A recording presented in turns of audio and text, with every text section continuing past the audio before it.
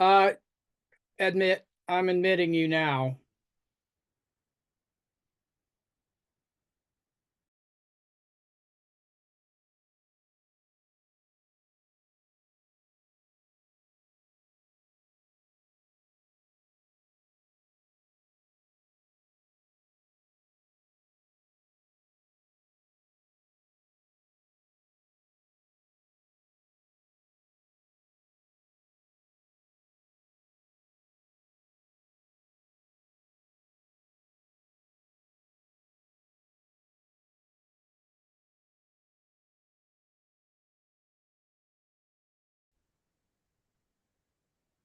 Okay, thank you. Well, welcome everybody to the Turnagain Community Council, November 4th, 2025 general membership meeting. Welcome everybody in the snowy evening. So the first item of business is to, I'm gonna go ahead and introduce anyone from the board here that's joined us this evening. So I'm President Kathy Gleason. And we have Vice President Karen Pletnikoff, and we have Secretary Chris Habich, and we have our treasurer. I don't see Kathleen McCoy joining us this evening yet. And I don't know if she had a conflict or not. I think she's out of town. Okay. And I know I talked to her a couple days ago, but I didn't know what her schedule was for tonight. And then we have at-large board member John Isaacs joining us. And then I'll be announcing shortly about the other at-large position. So thank you everybody for attending. I appreciate it. So our first item of business is to approve the October 2nd, 2025 TCC meeting minutes that were provided with the meeting notice that went out. And thank you, Secretary Chris, for providing them. We really, really appreciate that. So can I have a motion to approve the October 2nd, 2025 minutes? So moved. Okay, thanks, John. Steve, was that you seconding? It is. Okay, thank you. Is there any objection to approving the minutes as presented? Okay, they pass. And just always the caveat, if there's anything we find that just minor, anything that, we notice needs before they officially become public, we'll have the opportunity to do that. But they look good to me, so approved. Okay, next we want to, that was the minutes. I apologize. We need to approve the agenda. I so apologize. I didn't have that written on my notes. So we'll have to go back and approve the agenda. This is Pat. I move we approve the agenda as presented. Thank you. Can I have a second? This is Karen. I'll second. Thank you, Karen. Is there any objection to approval of the agenda as presented? Okay, the agenda is approved and now we've got our minutes approved, so that's great. No objection. Okay, next on the agenda is the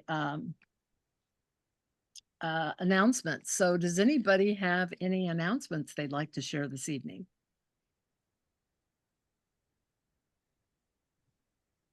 Anybody at all? Actually, this is Pat. I actually do. The League of my tongue's tied up. The League of Women Voters of Anchorage is celebrating its 75th anniversary as a league in Anchorage and one of the founding leagues of the other leagues in Alaska. And we're having a reception on the Saturday, I should know this.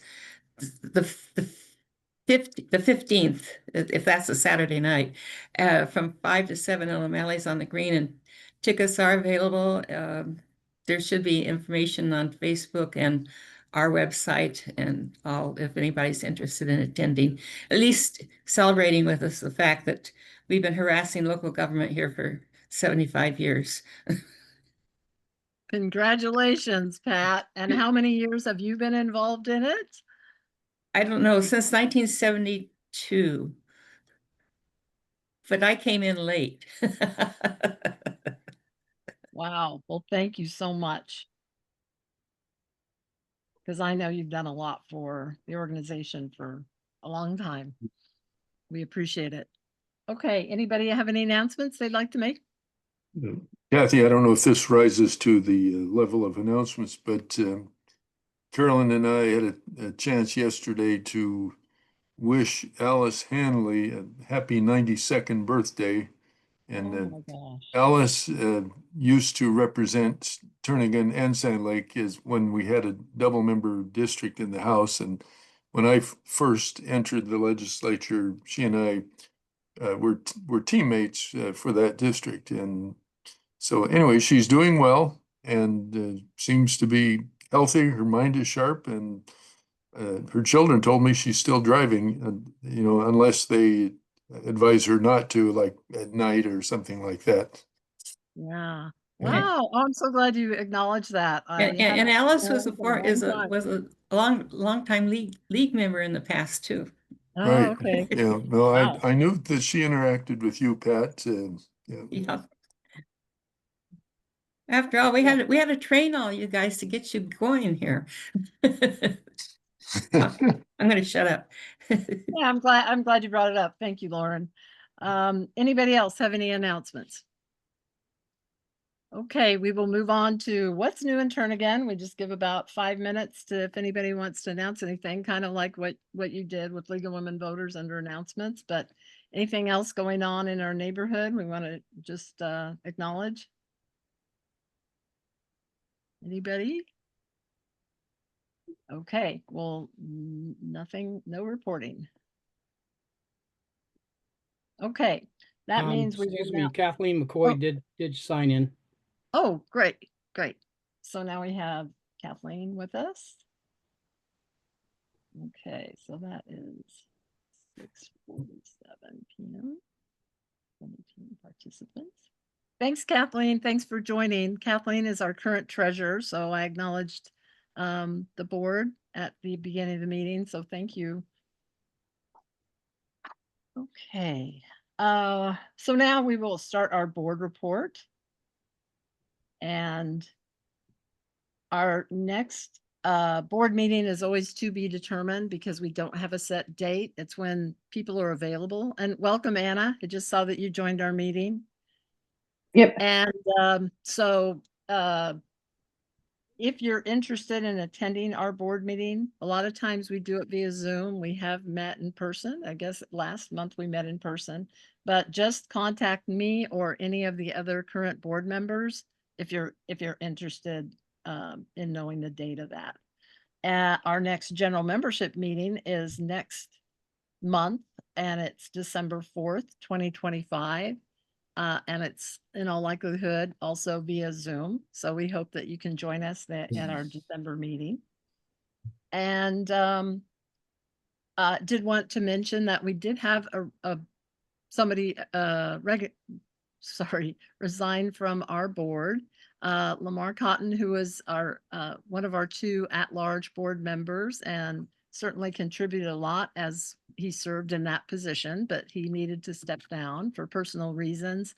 And we thank him very much. Thank you, Lamar, for participating. And he assured me that, you know, he would still be engaged in issues that he has been working on.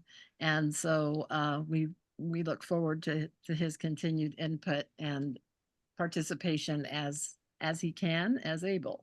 So again, thank you, Lamar. So now our FCC delegate report. And I am the FCC delegate for Turnagain. So there's been a fair amount going on with that. So I'll start with the proposed FCC redo of bylaws revision status. it's moving along. Nothing's been decided yet. We weren't able to discuss it fully at our regular meeting on October 15th. So we scheduled a special meeting on October 29th, I believe it was. And we had the opportunity to we just immediately moved into a work session. And we had a 4-acre representative moderate the meeting, which was very helpful. We went through kind of categories of different things and didn't even get close to going through the whole list. But it was good, and every council member who attended, and I believe there was 29 councils represented at this special work session. And so we did, have good discussion and good input about 3 different times as we went around to make sure everybody was able to speak if they needed to. And then we're just going to continue that. There is another special meeting to continue our discussion on Tuesday, November 18th from 5:30 to 7:30. And it's in the FCC office or also available online via Zoom. So no decisions have been made yet. We're still providing input, and we'll continue our efforts as they move forward. So if anybody has any questions about that, you can bring them up briefly, and then we'll move on to other delegate business to cover. Okay. Amanda has raised her hand. Oh, Amanda, go ahead.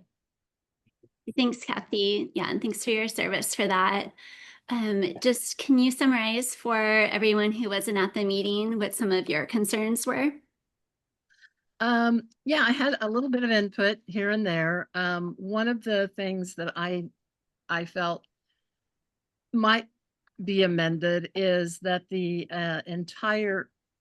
proposal is to have 7 to 11 board members that would be elected by then the rest of the delegates. The name would change to members, and the members would elect these officers and board members, but it would just be the board members to go ahead and approve the annual budget that is submitted to the municipality every year for funding.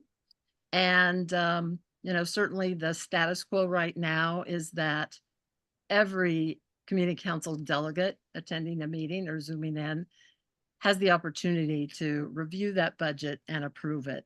And so I felt like that might be one of the things that we want to retain for all representation from all the councils participating in the meeting where we look at the budget, as opposed to just the board members. And I had a nice talk with with Mike Edgington and others about that, and certainly seemed open to that. I think that was kind of my key thing. Another item, speaking of the budget, was we used to, back in the days a while, there used to be a light item in our budget for community council outreach. Each council was allocated a maximum of $75.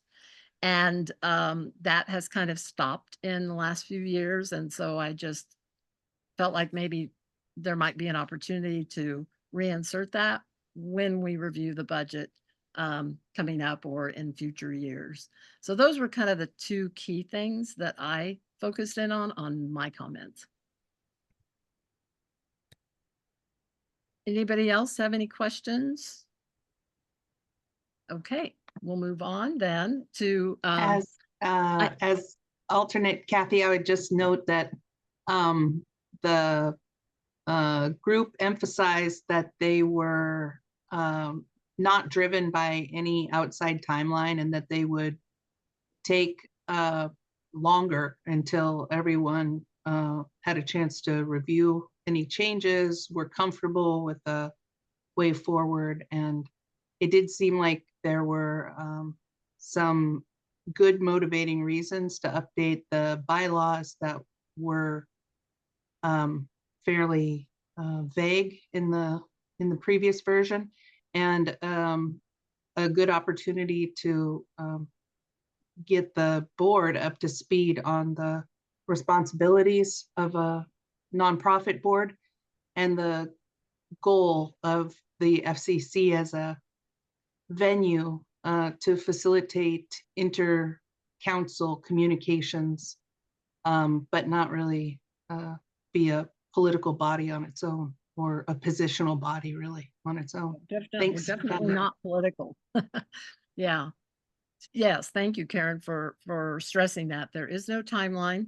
This effort's initiated discussion in March of this year. And the bylaws committee was formed, and they had been working throughout the summer and early fall. And so now we've got a draft, and based on input at this special meeting on the 29th, there was really good input. And so there will be another draft for discussion at this next session meeting taking place on the 18th of November. And that's just how we're going to proceed. We're going to keep talking it out. And there are some things that as a nonprofit are not included in the current bylaws that by law really need to be. So that's a kind of cleanup thing on that end that they need to be revised. And so this is just an opportunity to look at other elements of the bylaws that have been, excuse me, have been around for a while. Yeah, John, go ahead. Kathy, I'm assuming when we get the new draft, that's something that we can post for the appropriate subsequent TCC meeting, and we can look at it as a group and see if there are any concerns and discuss it as a group. Yeah, and I hesitated to include the first draft with this meeting because again, we had our special meeting on the 29th and a lot of input was given. And so we know already that there will be some changes, and after the meeting on the 18th, I'm sure there will be additional changes. So I don't know what kind of version we'll have before our December 4th meeting. But if it looks like it's closer to a final draft, then that would be appropriate, definitely. And then one more question and then we'll move on. So yeah, Amanda. Yeah, and just to follow up with that, thanks for the summary. From my perspective, the changes were extensive, and that how the FCC has kind of evolved in the past few years since the new director came on, that there's been a lot of significant changes, hence the need for the bylaw changes. So I just want to offer that from my perspective, that these are very substantive, and you can see that in the comparison with the old bylaws and the new bylaws. And also, Kathy, it would be, I just want to kind of echo what John said. It would be really great to have, whatever that plan is, to submit as our council comments, that there would be a letter coming from our council regarding our concerns, regarding our, comments on that. Just whatever that plan is, that we would have do that as a body to give input to you as the delegate. So just wanted to check with you on what your thoughts were on that, in addition to what John said. Yeah, it seems preliminary right now, because I think when we get closer to a more put together, and again, that could be the end of the year, could definitely bleed into next year. As it continues to changing, we don't want to provide, yes or no, thumbs up, thumbs down too early in the process. It's still really, I think everybody's acknowledging there's a lot to discuss, as you mentioned, Amanda. So that's something to consider when we feel like it would be the appropriate time, I think. I would just Because like then more we're at the doing it meeting. continual times if on each version that we would say, well, now we don't like this, and now let's, so everybody's welcome to contact me if they've got anything that they want represented. But I don't know that we're quite yet ready to take a formal vote as a body on this yet, because it's still in flux. Yeah, not that necessarily, but the input from the body, because there is another meeting coming up. Yeah, on November 18th. So, okay. Let's see, other FCC business that took place at our regular October 17th meeting included the announcement of the special meeting. Of course, on the 29th, we had a nice presentation by Graham Downey from the mayor's office on multiple items, the TISDO And Muni and Dot Puff and the relationship, particularly around 5th and 6th Avenue and what's going on there, and winter road maintenance that now has become very applicable to what's going on. And we had our assembly, our own district representative, vice president for the assembly, Anna Brawley, joined the meeting, and she certainly covered a lot of items, including the along typhoon and impacts and evacuation and what's been happening and how the municipality has been engaged in helping out with that effort. Alaska Public Media response and how to help is one of those sources where you can, get involved. Anna, you touched on the municipal budget and let's see, and the budget process and fiscal proposals, and the also public conversation about our muni, our budget, that was hosted by Anna and Assemblywoman Baldwin Day, Erin Baldwin Day. So that took place on the October 28th. So I did not attend, so I hope it went well, Anna. And then CIP surveys, we're just reminded that we've already provided input, but there's some councils that may not have. And I know, Anna, when we get to the assembly report, you'll dive in and embellish on that as well, I'm sure.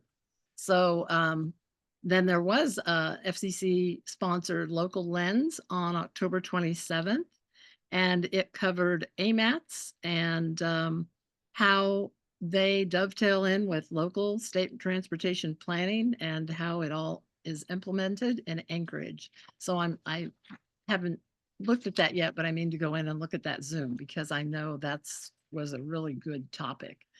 So Anna, unless you would just want to wait till you have your report, did you want to add anything? Nope, I'll just do my report. Okay, thank you. And thanks for joining us. Okay, so the next item under board report is just the West Romig Hill Trail widening project that's been going on. There was a work party held on October 18th. Unfortunately, I was not able to attend, and so I don't know how it went, and I haven't gone out there to look, but I know there was a lot of parties engaged, like Parks and Rec, and certainly the trail advocates from Romig and West High. And so hopefully they did a good job if they were just going to kind of clear back some of the trees for the trail. And then I think they were trying to remove a few invasive species of trees, but I don't know how far they went with that. So thank you to everybody who may have participated in that. That's great. That project is going to move on. I'm sure they're going to be asking the group for a grant from Anchorage Park Foundation at some point when it's appropriate. So the next item is just AMAT's Minnesota Drive INL Corridor Plan Advisory Committee meeting. That's going to be held sometime in November, but I have not received a notice of a formal date on that yet. And then the 10-year Community Council boundary update. Anna, you probably were going to cover that in assembly report, but the public hearing on that did open this last Tuesday, November 4th. And then I think they took one person's testimony and it was continued to December 2nd. And also the assembly is having a work session on this tomorrow at 8:50 a.m. And Turnagain Community Council has taken a position on that. We've submitted comments and have testified before the Planning and Zoning Commission. So we're just going to continue to follow that, and I'll be representing the council at the December meeting to provide, what we've approved with regard to the boundaries. So does anybody have any specific questions? There's just a couple things that we put in there in our comments that we would love to see amended in the current plan. So does anybody not familiar with that, but okay, good. Because I know we've had this on our agenda more than once. It started in 2022, the process. So, it's been a while. Okay, moving on to board report. The last item, for those of you who have been engaged with the community council for a few years now, you know about JJ Brooks, who was a developer of the Rustic Oak and the apartments to the south of that lot. He was able to purchase part of what was municipal parkland to develop some housing. We have not seen any specifics whatsoever about it. It would be on the east side of West Turnagain Street and south of West Northern Lights. But I've heard that he had kind of stepped back and had other projects he worked on for a while, but I guess it's coming to the forefront again, but he has not contacted the council. So I'm going to reach out to him and hopefully maybe he'll be able to provide an update of what he's thinking and where things are at our December meeting. And if he has some, plans and things that he would like to share with us of what he has in mind. If it's kind of extensive, we may have a land use committee meeting so that we could give a lot more time for that than a regular meeting, but certainly invite him to our regular meeting as well to give a brief overview. So does anybody have any questions on that? Okay. And again, thanks for everybody joining in. Welcome. Okay, so at 7 o'clock, we've got 22 participants. And actually 23 technically. So moving on to mayor's report. Is there somebody from the mayor's office here to give a report? I do not see anybody, so no mayor's report.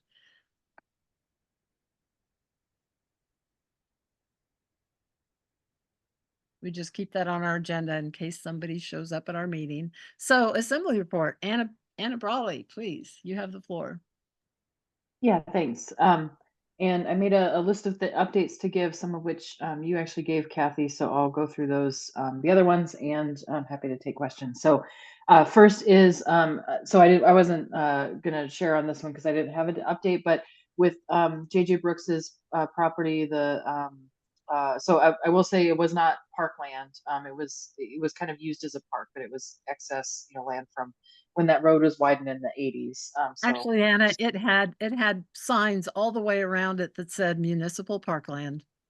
Okay, well, it was never legally dedicated that way or considered that way. But anyway, it was considered that way by the community. Yes. Right. Well, yeah. Well, we could also, there was a survey from 2022, so we could talk about kind of how people used it. But anyway, so part of the reason that project was so quiet, JJ's been keeping me kind of up to date off and on about every 6 months or so. It basically took more than a year to settle an unrecorded easement with Chugach Electric. So there was an easement that no one had ever put on a map. And so there was a dispute kind of where that was, who was paying for the recording of that easement. There was language from the 80s that said the city had to do it. Anyway, so there was some back and forth. That took about a year or so. And then there's been some other kind of, anyway, if you want a case study of how long it takes to even get through the first steps of a process of development in this town, that's an interesting one. So anyway, so I don't know exactly his timeline. I know he had some really initial concepts, but also some of those were done before some of the zoning changes we made. So I think that's partly also, it in some sense it gives you more flexibility, but also it means you have to go redo things that you already paid somebody to do. So I think that's also that's probably why there hasn't been anything shared. So I don't know what his timeline is. Definitely reach out to him. That I think that would be good, but that's partly why it's taken so long. And again, Okay. case study of how to do infill development in a lot that's challenging to use.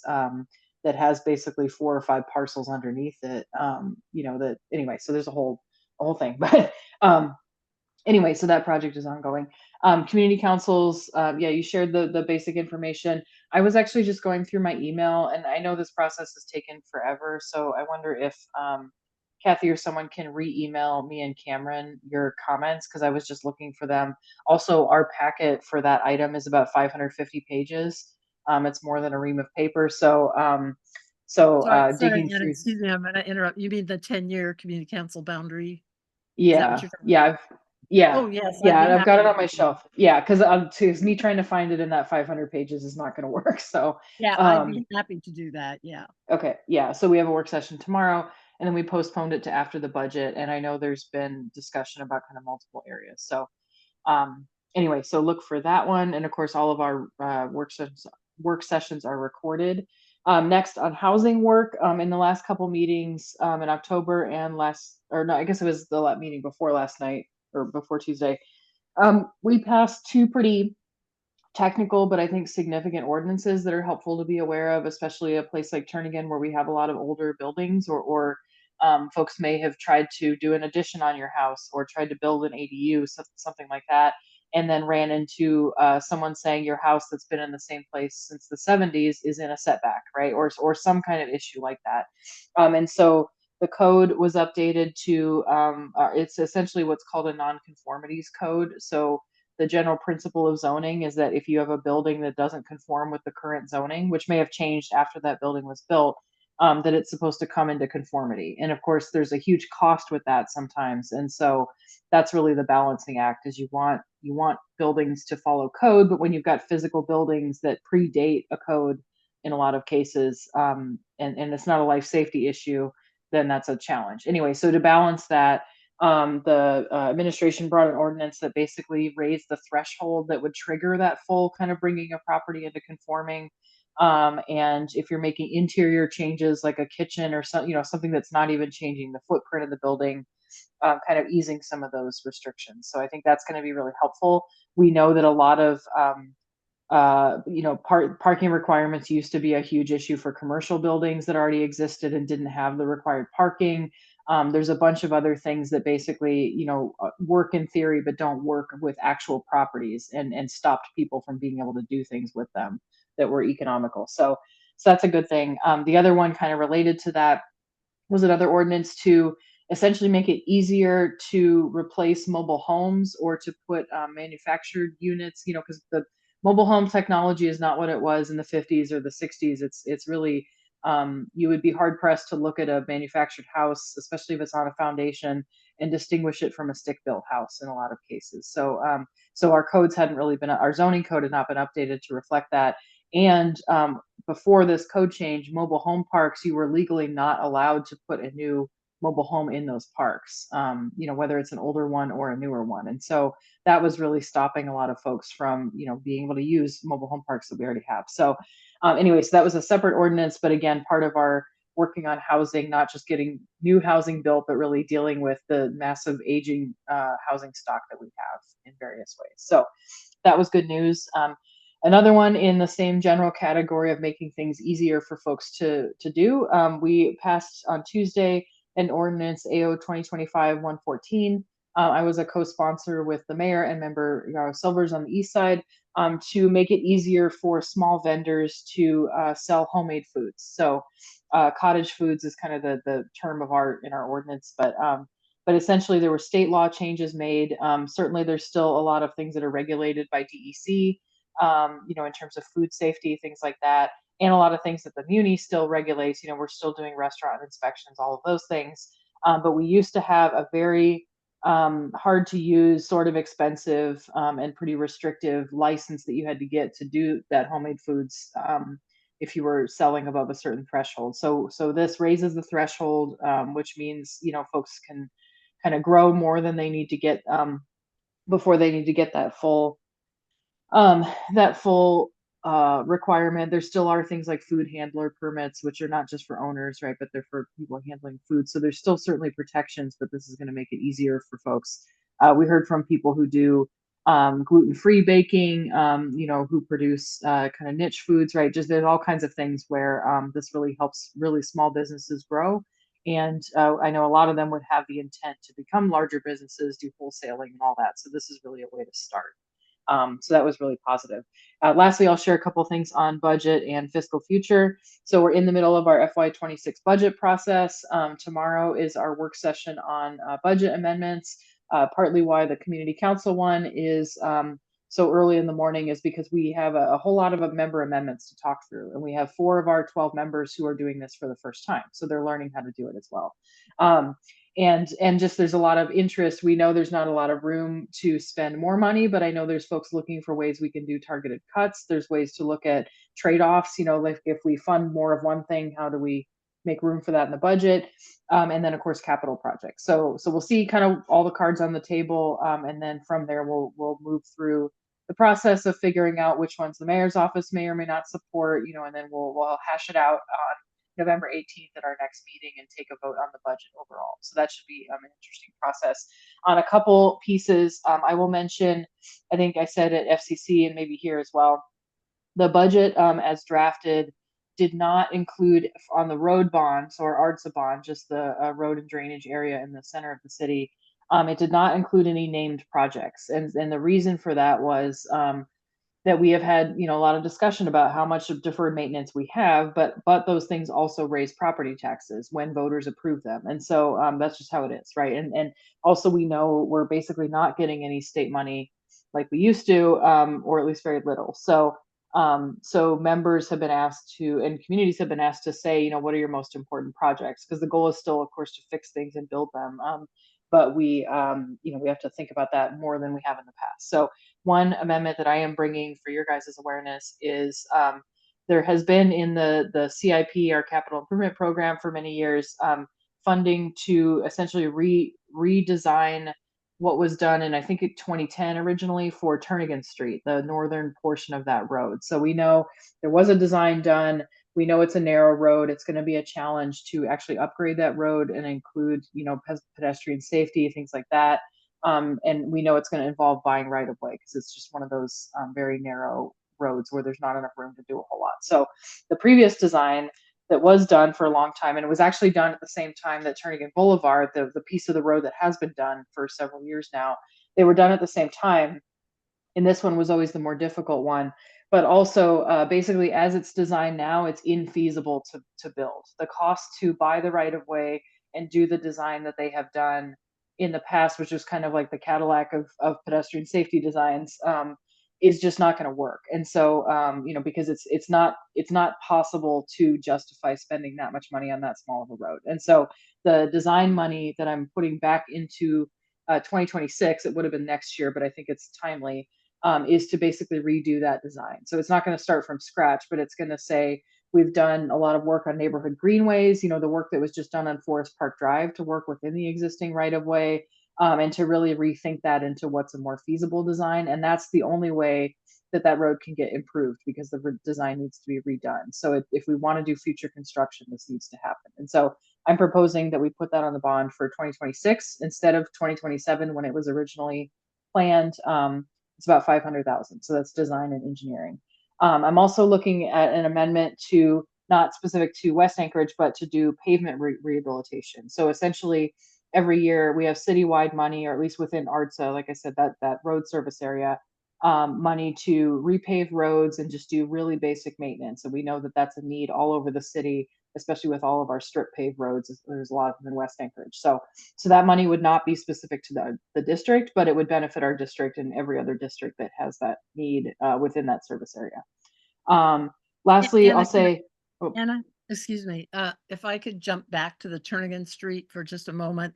I can't tell you where buried in files, but we are on record. We did take a position, and it's been a handful of years ago. I mean, within the last 5 years and maybe less, as far as scaling back what our position is with regard to Turnagain Street. And so at that point in time, we supported just a sidewalk continuing on the west side, south, and join it with the one that's in front of Rustic Goat, and then continuing that. And Point of order. Point of order. Sorry, Pat. Kathy, I think that's something that you can bring up later with Anna, and not tonight, because we're not going to get into a long discussion on this tonight. Oh, thank you, Pat. Yeah. I didn't anticipate any long discussion. I just wanted to make sure. She'll find that out. Okay, so Anna, well, we do have a modified position, Kathy, so we Kathy, appreciate maybe I you can consulting with us when the time comes. So thank you. Yeah, thanks. Yeah, I think I'll just clarify again, this road cannot be constructed or designed until the design is funded. And so I appreciate your comments, and I think those are all timely, but the step in the process is to get this funded first. And then only when it's funded, which could be this year or a future year, or it could be 26 or it could be a future year or could be never. Only when that happens is when the design discussion can happen again. Because basically what's where it is now is it's not going to move forward. And so that's why I'm focused on getting this funding, and then we can have the discussion about what it should look like. So Yeah, just so you know, yeah. we've already taken a position on what we hope could be done. So thank you for doing that. Yeah. So lastly, I'll just mention very briefly, we did have our great, our budget meeting, what we're calling. So it's not the only thing that we're planning to do, myself and Member Baldwin Day. This was on October 28th. We did not record that meeting, but we are working on doing a quick follow-up in writing. It's been hard to find the time because I have to jump into every next thing that happens. But we're going to get that, just a summary of kind of what was discussed. There weren't decisions made. We're not treating that as, the basis for making decisions, but really getting the information out there.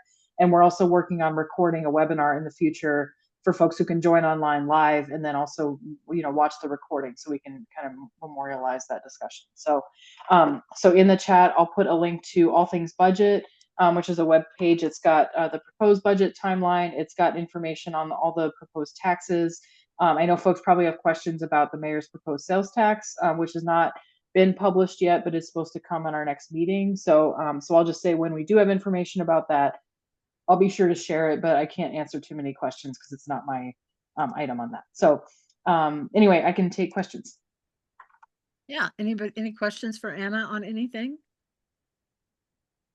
I do not see any raised hands. Thank you for all your work. I know extremely busy, a lot of things to juggle.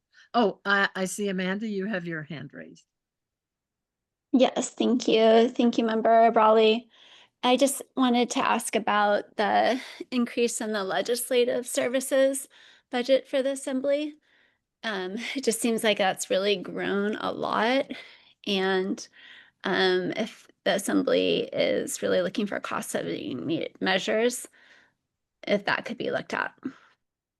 Yeah, that's a good question. And actually, so this is something we're going to talk about in our work session tomorrow because we haven't had a chance to get briefed. But essentially, the Assembly branch budget is the 12 Assembly members. We have 3 legislative services staff who do communications, policy work, all of those things. Because we don't have individual office staff. We also have all of the clerk's office who does elections, not business licensing, but certain types of licensing. They process liquor and marijuana licenses. All of those staff are under our branch budget, as well as the ombudsman's office, which I think has 3 staff members right now. And we are also on paper responsible for audits. And so all of basically the fact that we had to hire consultants who cost a couple $1 million for the city to finish audits because we were so far behind on finishing our annual audits, those are also actually under the Assembly budget. So that was a cost that we unfortunately had to take on, that is going to be rolled out now that we're finally caught up on our audits, but that was one of the biggest ones.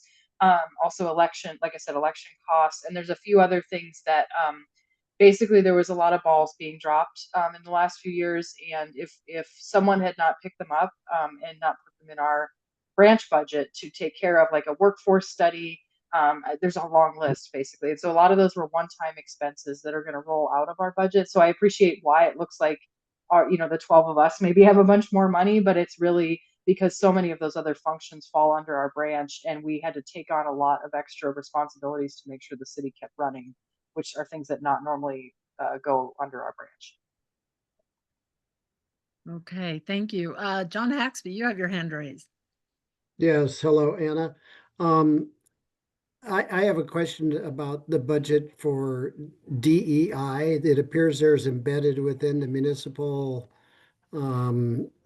budget for this year, embedded cost among all departments of 2 to 3 million. Is that stuff necessary?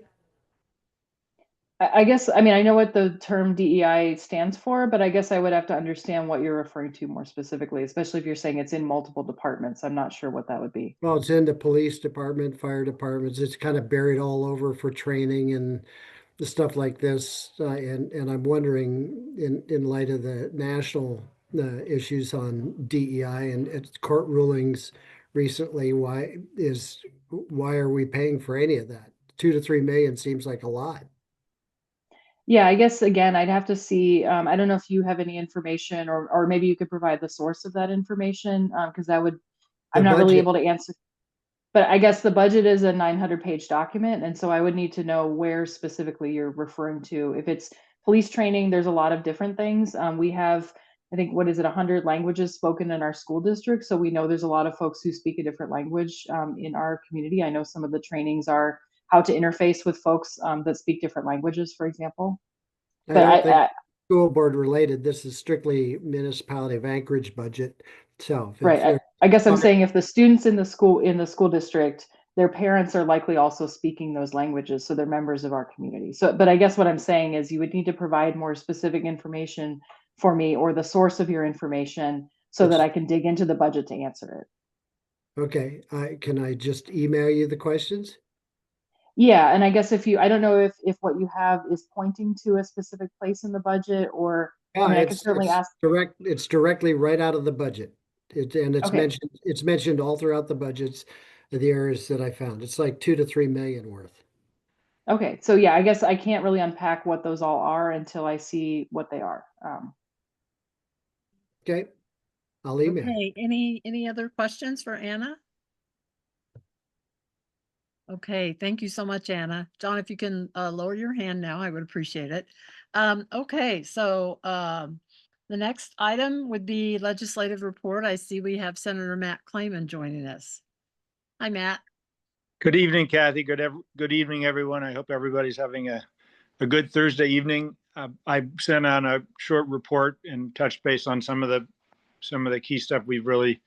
A lot of the statewide attention and a lot of the work in Anchorage has been very focused on the concerns with the folks from Western Alaska that have had so much damage and loss from the typhoon, and how we're working to take care of them. The newsletter or the update has a lot of information on how you can help provide assistance if you want. Just a couple of other updates in terms of Turnagain Community Council specifically. Certainly be working on your CAPSIS requests. Ideally get those finished by the end of the calendar year so that we have them when we start our budget process down in Juneau in January. And for those that track such things, the Alaska Criminal Justice Data Analysis Commission published its annual report on the 1st of November. For those that want to work through it's 100 plus pages, but available for those that want to check it out. And other than that, just happy to answer any questions you may have. Okay, well, thank you, Matt. Anybody have any questions or comments for Matt?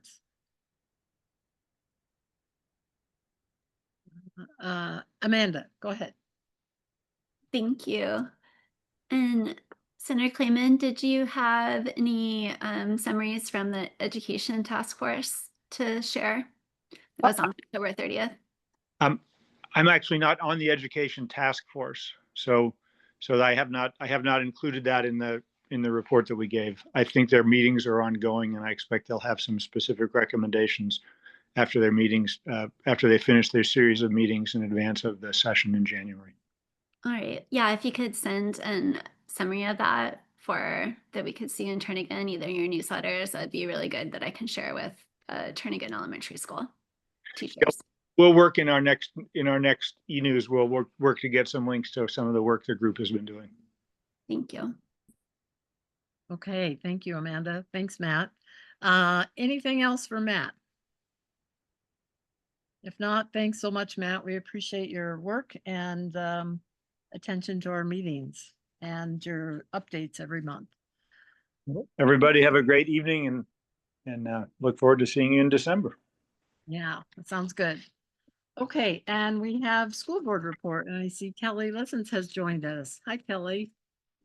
Hi, everyone. Happy November. I will do my best to stay in a coherent chronological order, but probably will bounce around a little bit. I wanted to begin because I had a note from the last time I was here. One of your community members asked specifically, what % of our funds in our budget cover CTE? And that is what we call career technical education. And our CFO said just about 1%. We have approximately 55, sort of the equivalent of 55 full-time teacher positions sprinkled across the district. And for various reasons, I dug into that. We've talked a lot about funding, board members and legislators over the years, but to put one effect of the decline in our purchasing power into perspective, over the weekend, I went into our old archives online and found a document from 2014. And in the 2013-2014 school year, we had more than 100 career technical education positions across middle and high school. And those positions have been whittled away over time as principals and schools have really had to focus resources on those core graduation requirements, English, math, social studies, so forth. So just following up on a particular Turnagain question, we got some snow today, so this is a timely reminder that ASD is in close communication with the Muni, the DOT, National Weather Service. Notifications about delays or closures will go out by 5:30 on any given morning that there might be trouble. If there's nothing on the ASD homepage, things will be fine. We'll see what snow happens tonight. There are people who drive around and check out all of the neighborhoods and make sure it's safe for buses, and it's quite a chain of command. So check your social media, your news, the ASD page tomorrow morning for any pertinent information. Since I last was here, I think we were just about to see what was going to happen with the State Board of Education and this question of the local contribution. In the end, the Commissioner of Education suggested that the State Board not move forward at the time. So we have not lost $15 million overnight, which is, I think, a good thing. And hopefully there will be a much more thoughtful process about how we can ensure funding, appropriate levels of funding are sort of distributed across the state through the State Board and the Commissioner. In terms of what's happening in ASD, I'm sure that last month I indicated that we would be talking about the administration's proposal for what we're calling right-sizing the school district. And essentially over the past 4 or 5 weeks, the administration has shared its proposal, which is to close Fire Lake Elementary School up in Eagle River and distribute those students to Birchwood, Chugiak, and Eagle River Elementary Schools, close Lake Otis Elementary School, not on your side of the town, but still in the Anchorage Bowl. Those students would go to about 5 or so surrounding schools. There is also a proposal to have an adjustment of school boundary lines because we are seeing overcrowding at Romig and West High Schools. So this is relevant to Turnagain. Really, though, it's a pocket of students who are kind of in the Taku Elementary School neighborhood. And when they are in middle school, currently at the northern end of that pocket, those students are going to Romig. The proposal is to send some of those to Wendler Middle School and another pocket down to Hanshu. There have been changes to transportation. There's, I guess it's an underpass at 76th now. And so it's a shorter bus commute for those kiddos to go to Hanshu than it would be to go to Romig. And so that would hopefully alleviate some of the pressure at Romig. Similarly, high school students who are at West in that neighborhood would either go to Betty Davis East or to Service, depending on where they fall. So I wouldn't expect any rezoning to directly impact the Turnagain area itself, other than sort of alleviating pressure on those 2 schools. The final component, actually, there's 2 more components of the sort of right-sizing process. I should say part of the proposal is to offer the vacated facilities to 2 charter schools, Eagle Academy Charter School and Rilke. And the final part of the right-sizing proposal is to really use some of the space in ASD facilities to offer it to co-locate new childcare opportunities. So we had a meeting last night, and on Tuesday night, and those items were essentially, I think there were 4 separate items The Lake Otis question is a separate memo from the Fire Lake question, which is a separate thing from childcare, which is a separate thing from the boundaries. So each of those items will be action items at our next meeting, which will be November 18th. So public testimony, we have been receiving public testimony. That is, of course, welcome. You can provide written testimony, phone-in testimony, or appear in person. And there are procedures on our website to sign up to do so. Looking a little bit further ahead to December, the board is already thinking about the 26-27 school year budget. I think I've talked about that. We're backwards planning from February. We're really interested in community feedback because the deficit that has been projected is on the order of $77 million. And so how do we do that is the question. So once again, we're going to use a tool called Balancing Act. And I'm going to put a link in the chat in just a minute. We launched it last year for the first time, and it went pretty well. Our CFO has made some adjustments. And so to the tool itself, so you can sit at home on your computer, and essentially there's a revenue side and an expenditure side. The revenue is pretty fixed because we can only count on the revenue that we receive in statute from the state, really. But the expenditures, if you want to increase or decrease class sizes, increasing class sizes saves you money, decreasing class sizes costs you money. And then there are options to toggle maintenance and special education services and preschool and gifted services. And so there are just all of the different elements of the budget, maybe not every single granular detail, but the main buckets. And the way the administration will use that information, they'll aggregate it and say, wow, we've had 1,000 or 10,000 or however many community members respond, and these are the trends that we're seeing. This is what they value. I understand from lots of conversations our community values small class sizes.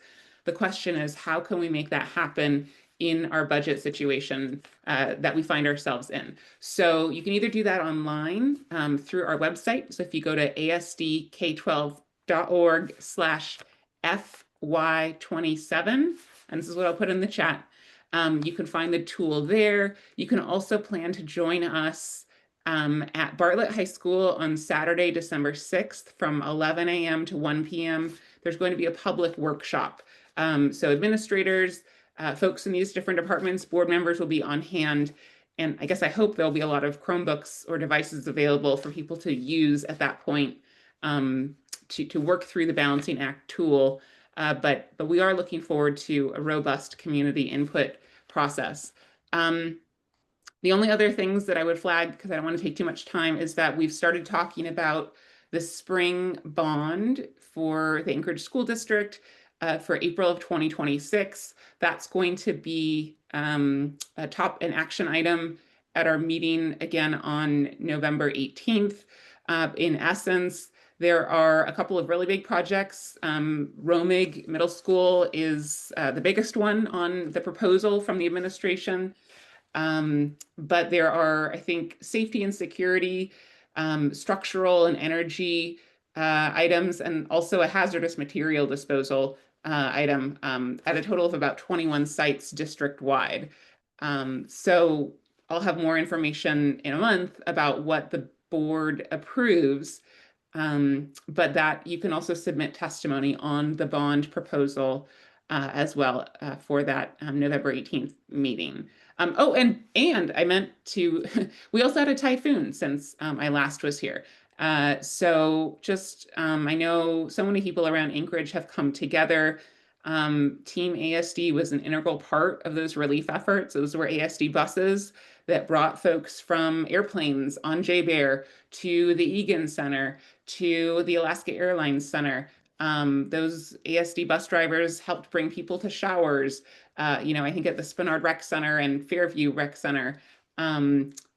Those were ASD emergency meals that were on hand to feed people. We had ASD nurses and translators, just so many people from Anchorage working together. And I think at the end of the day, we have about 160 to 170 new students, primarily enrolled at College Gate Elementary School and Wendler Middle School and Betty Davis East High School. Although if students and their families, have family members or have a place to be outside of those sort of regional clusters, they've been allowed to enroll wherever. It's just that there are more targeted supports available at those schools. And I think on Alaska Public Media, on their webpage, there's a really lovely story this evening about how students who have come to Anchorage and are at College Gate Elementary School are adjusting. And it's a really beautiful story. So maybe I can find that link and drop it as well. So I'm going to share that budget and sort of general finance hub and then pause for questions. Okay, thanks so much, Kelly. That was a very, Kelly. And that was a very comprehensive thing about everything that's going on with ASD right now. Does anybody have any questions? Covered a lot of ground. I don't see anybody's hand raised, so thank you so much for participating in our meeting this evening. It's great. Thank you, and everybody drive safe. And I'll go find that link and see if I can drop it in your chat. It's worth a listen or a read. Yeah, that sounds good. Okay. Next on the agenda is airport report, and I'm trying to see if Lex has joined us. I see Sarah Haley has joined us, but Sarah, can you hear me? Can you hear me okay? Yes. Are you giving the airport report this evening? I was asked to do this, so we're going to get through it together. I'll put my airport hat on. Okay. And welcome. And we'll give it a go. Lex wasn't able to make it, so I got asked if I could jump on since I always usually attend anyway. So it looks like it got sent out. And so I'm gonna I don't want to read verbatim, but since this isn't normally my wheelhouse, I will cheat sheet a little bit, but it looks like they're announcing some new services. A couple twice daily nonstop flights to Honolulu. That starts this December 3rd. So just another month. And then a lot of exciting summer season activity. There's just never a dull moment at the Anchorage Airport. And I think we were in the news a little bit today, actually. So I think it was a month ago, almost exactly, on that Southwest Airlines announced their new service as well. So they're doing nonstop to Vegas and to Denver. So we're really excited to introduce them. They were in town this week. I think they left in time for the snow though. And so some new services available there. We also launched our Hidden Disabilities program. And that's, you guys maybe have seen this at other airports. It's a sunflower lanyard that you can pick up at the ticket counters. And Alaska Airlines will have it, Delta, United, a lot of our summer ones will have it as well. But if you have a hidden disability or someone in your life does, you can pick one of those up and they can wear it when they travel. And that just gives the airlines, TSA, it gives the industry a heads up that maybe this person has a disability that's just not something you see with the naked eye. So we're really excited about that program. That's going to be, that's going on at Anchorage and at the Fairbanks Airport. We have our Part 150 noise study still ongoing. The, what are they calling it? The monitoring has been completed. So they're done with all the little widgets around town. Those are picked up. The next step is going to be a public open house, another one, and that should be sometime after the new year in January or February. And the airport will send that date out as soon as we get that. There's a link in the airport notice for the ANC Part 150 noise study. So you can click, they have a really nice website for all of those updates. We do have a tentative date for the Lake Hood user group meeting. It is the week of Thanksgiving. So it is just tentative for right now, but maybe mark your calendars with Tuesday, the 25th, which is the Tuesday before Thanksgiving, for a Lake Hood user group meeting. And we'll try to nail that down as soon as possible so people can plan their holiday. We also have some regulatory reform going on. This is a statewide effort for all state regulation reform. There is going to be 3 opportunities for the public to weigh in on our regulatory chapters that govern the airport. So that's Alaska Administrative Code, Title 17. It's Chapter 42 that regulates both general aviation and the big airports, so Anchorage and Fairbanks. And so these are all in the airport report, but there's going to be a public meeting held on December 8th, December 10th, and December 11th. So you get to spend 3 days with the airport. This is all going to go out in a public notice the week of November 17th. So just about next week, the public notice will go out. So it'll hit your inboxes. But if you want to mark those dates, the first meeting on December 8th is going to be for the general aviation community at the Anchorage Airport. And then 2 days later, on Wednesday, December 10th, we have the Fairbanks general aviation community. And then on Thursday, December 11th, it's both Fairbanks and Anchorage, non-general aviation. So everything that affects the bigger side of the airports. And so that is coming in, and that is based off Administrative Order number 360 from the governor. And so if anyone's interested in the backstory there's a link to that administrative order.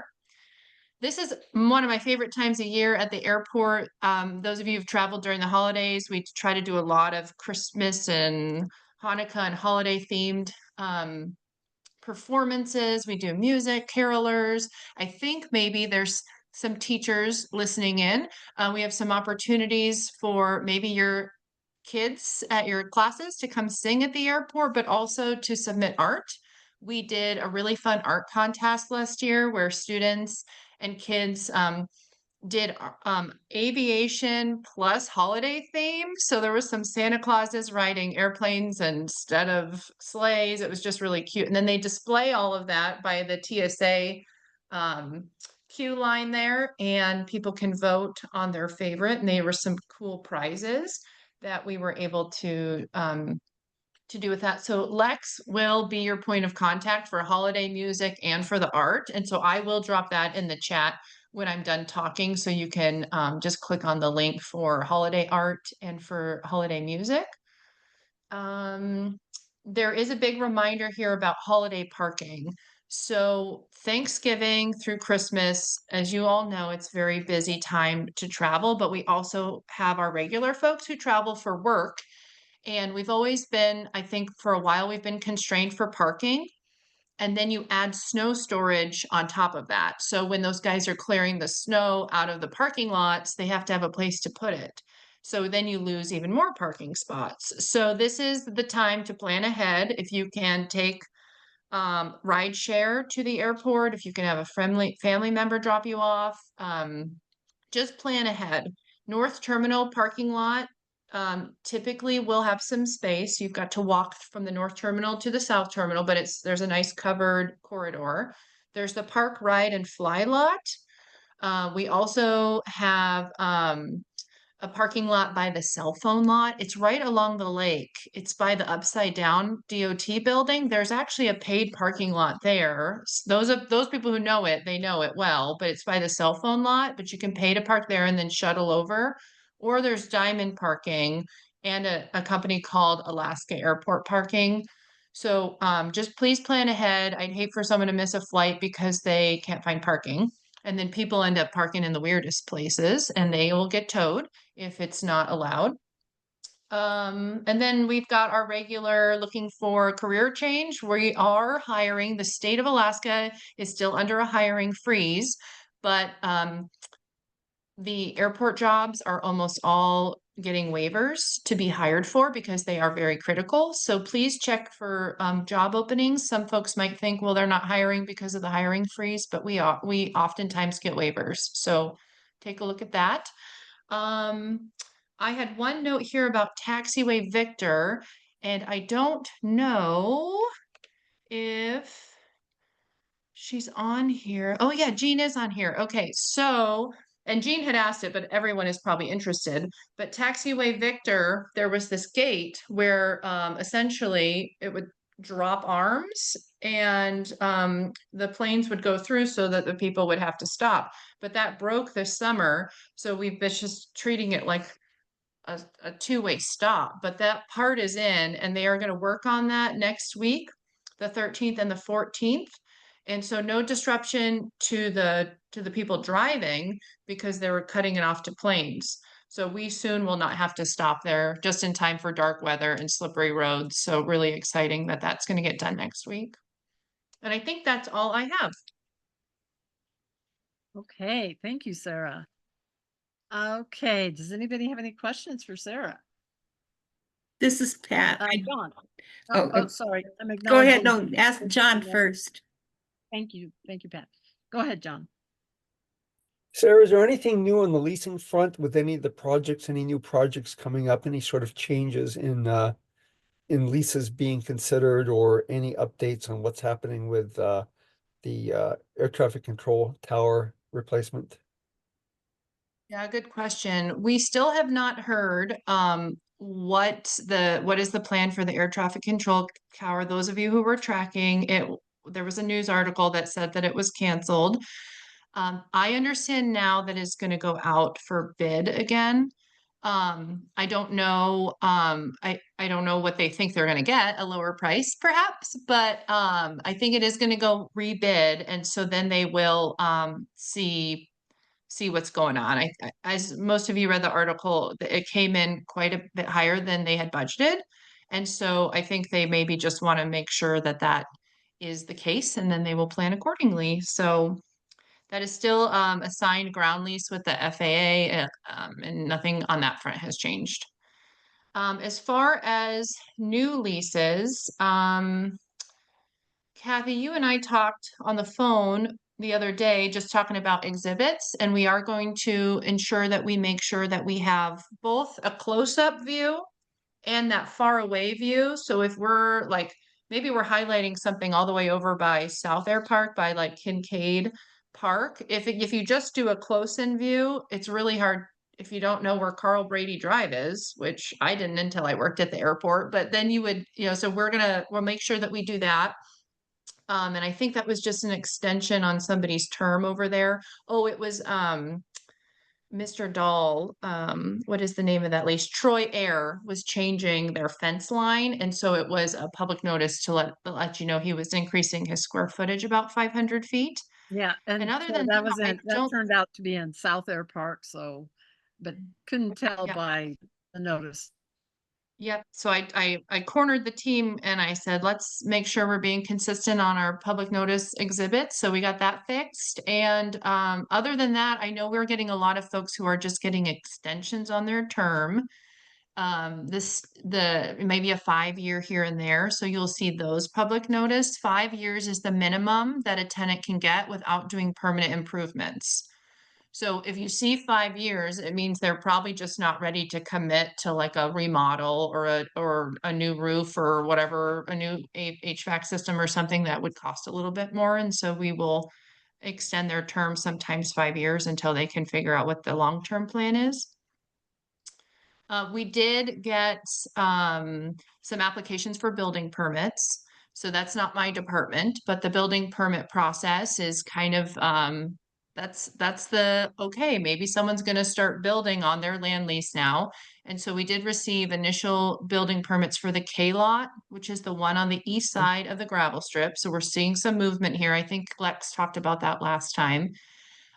Building permits this time of year might just be soil sampling, they might be groundwork, just something to start. We've also received a building permit for Anchorage Airport Partners, which is the large development on the west side of the airport along West End Road, and where it is by the fuel farm. So that development, we're seeing an initial building permit. They're not approved yet, but we are seeing those come through. Those of you who are tracking, we do not approve a building permit until the municipality approves a building permit. And so all of our tenants are required to get a municipal building permit first. They have to go through all the NEPA process, environmental, Army Corps of Engineers, all of that. We don't look at a building permit until it's complete. I do not know if those are complete yet. So that will be a good thing to ask a month from now. We should know more a month from now. And we have seen an initial building permit for Alaska cargo and cold storage. That's the lease that is just to the south of the new FedEx development, which is another larger cargo development. So those are the kind of the latest updates with those, which I know I have a lot of public interest. No, that's great. Thanks. We may want to follow up offline just to get more information on that. Sure. Let's Oh. see, and Pat, you had a question? I just was wondering, I don't think you probably have the information here, but how badly is a 10% reduction going to hurt us here? As far as like the number of cargo flights and stuff that we get in. Is that going to affect those?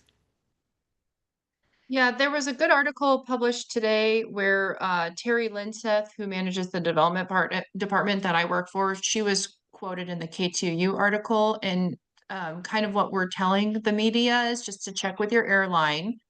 I understand that they are trying to avoid locations that only are serviced, once a day, like maybe Kotzebue. I apologize if they are serviced more than Yeah. once a day, but people have to get there to go home versus a Right. Seattle leg. There's 20 of them a day. So I understand they're trying to avoid those locations that are not serviced as often. But for now, I think What that's all about the cargo? But the cargo, do you know? Yeah. Is that going to I affect think that? we were surprised to see Anchorage on that list, but because we do have such a robust need for air traffic controllers with all of the small and large, I don't think we know yet what that looks like. I understand international flights may or may not be affected. And, Oh, okay. I would say 90% of those cargo flights international. are going international. So I would say that maybe we'll be okay, but I can't speak. Okay. We would just say talk to the airlines. Yeah, right. I did. Yeah. It's just an interesting thing knowing how much goes in and out of this airport worldwide. So and I knew when they said the top airports were going to get cut that this was be one of them because it is one of the top busiest airports in the country. Right, thank Second you. in the US. Thank you. Hey, And so are our two most common destinations of Seattle and Portland. Right. But Right. it's gonna, it's gonna make it tough probably to get connections and. Yeah, I was personally very surprised when I opened the article and saw it was alphabetical, the one I saw. So we were Yes. right at the top, and I was Right. like, oh my gosh, can we just have a dull moment? I just want a dull moment at the airport. Yep, yep. Very okay, tough, so yep. Sarah actually have something to comment back on the lease notices that, since we had chatted. Yeah. And did receive one for one of those 5-year term extensions that you were referring to. Mm-hmm. You don't have to write this down, but it's ADA-05912 CCR LLC. But this is, and I know it's backwards because I'm just going to hold this up to the screen, but this is what the only image that was attached with that lease notice. And That's it. We're gonna fire everybody in leasing. All right, let me pull it up. Well, I'm teasing. They're a great group. well, it does provide, a photo that's farther back, so it's easier to see where it is. But typically there's like a yellow line, around Right, the yeah. parcel within a photo like this. And so Yep, I can pull it up where it is. It's try actually one more time. Yes, notice and up close, so a street and that sort of thing, and then farther back, Mhm. so you get a sense Yep. of where it's located. But which actual spot on this photo Sure. is released? So Well, you're good there. I'll Good share there. my screen. How's that sound? That would be good. Thank you, sir. If I can, let me just I'm so used to using Teams. Oh, there it is at the bottom. Sharing screen number 2. Can you guys see that? Why is it so Not yet. grainy? Oh, I have to hit share again. The worst millennial. Okay. Can you see my screen? Yes. Might be slow to load. All right, so this is North Air Park. This is the post office down here. And CCR is actually, when you hear CCR, think Everett's Air Cargo, right? Just because the name is not maybe not the doing business by name, but Everett's Air Cargo has a space right here, I believe. Maybe I'll pull it up and double check. So this is our online public notice. You guys are going to see me fumble through this and see if I can search it. There it is. So let's click on it and see. Block 10 lot 1E. Of course, I don't have my work computer. So let's do aerial image. Let's see what he did. Oh, he did kind of try to maybe do a little yellow. Okay, do you Oh, see well, that there? He definitely just did not highlighted it. So show up in my printout of that at all. yeah, that's not how we typically do it. So thank you very much. That's funny. That is my department, and we will make sure that we're following suit a little bit. This looks like somebody who had a deadline, doesn't it? So And I the probably it's gave it the to them, so name. I'll take a little credit. So it's the name that was in yellow, which actually that didn't show up on, Mhm. at this level. It didn't. The names don't show up. They don't even Sure. come up on the That says screen. Southern Cross Aviation, but they're probably a subtenant of CCR, and CCR's DBA is Everett's Air Cargo. So Everett's Air Cargo has that space over there, and it's over by the FedEx simulator. I don't trust Google. Look what this says, FedEx Dropbox over at the Sim building. Maybe there is a Dropbox at the simulator building, but very interesting. So Okay, that's what that is. Sorry about that, Kathy.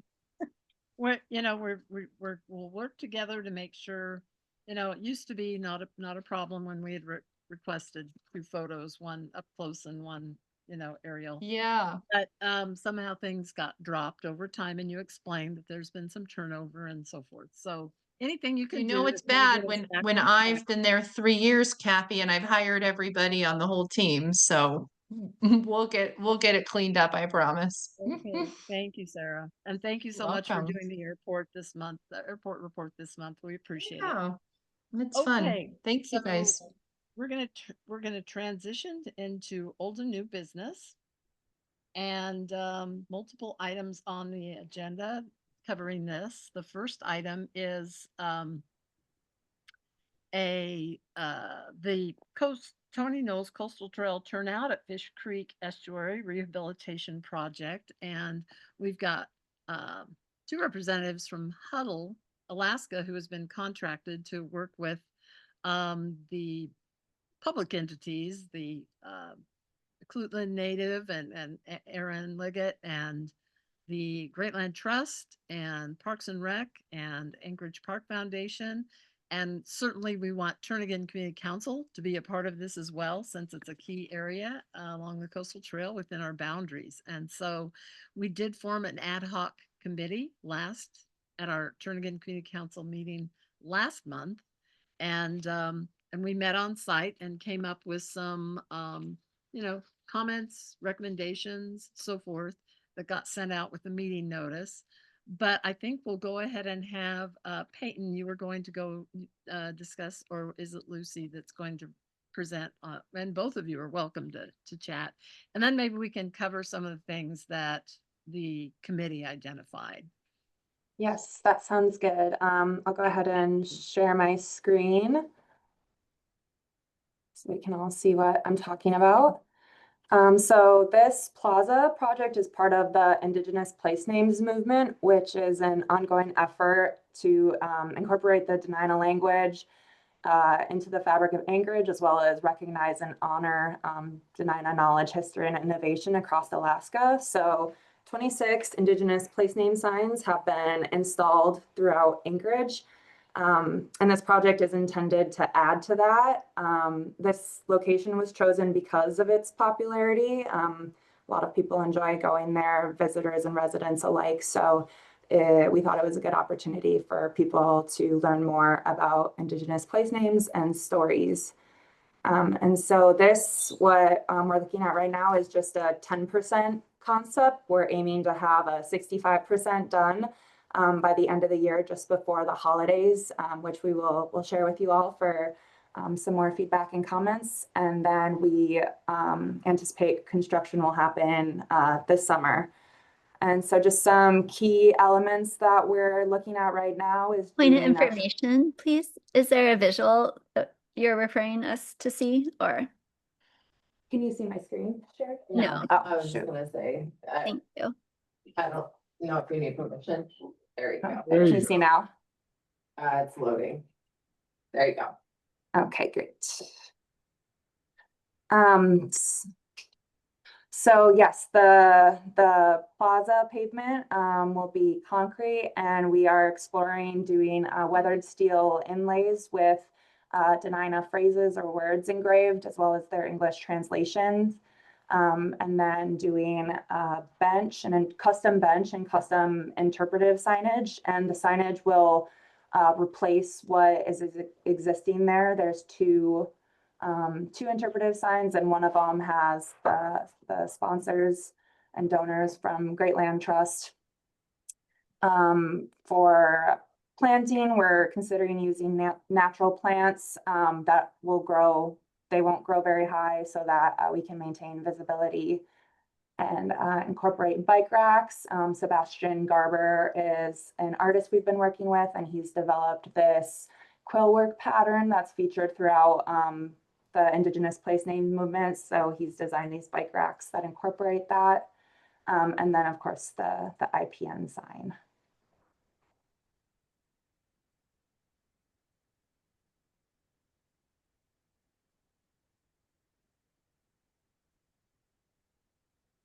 Okay, do you want to cover some of the items that now this is a little more identifying more graphics that our ad hoc advisory committee did not have access to. So, if you can please email that. So what you're showing now, we would appreciate that. Yes, these were just developed for, we will be at the First Friday event tomorrow for Unification. So these were just developed for boards for that. So we can share them with you, and we'll make a note.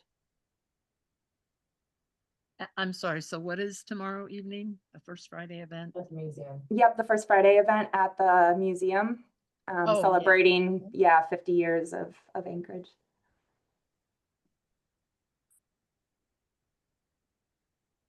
Yeah, what time is that?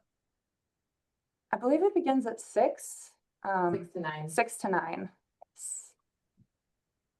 Thank you.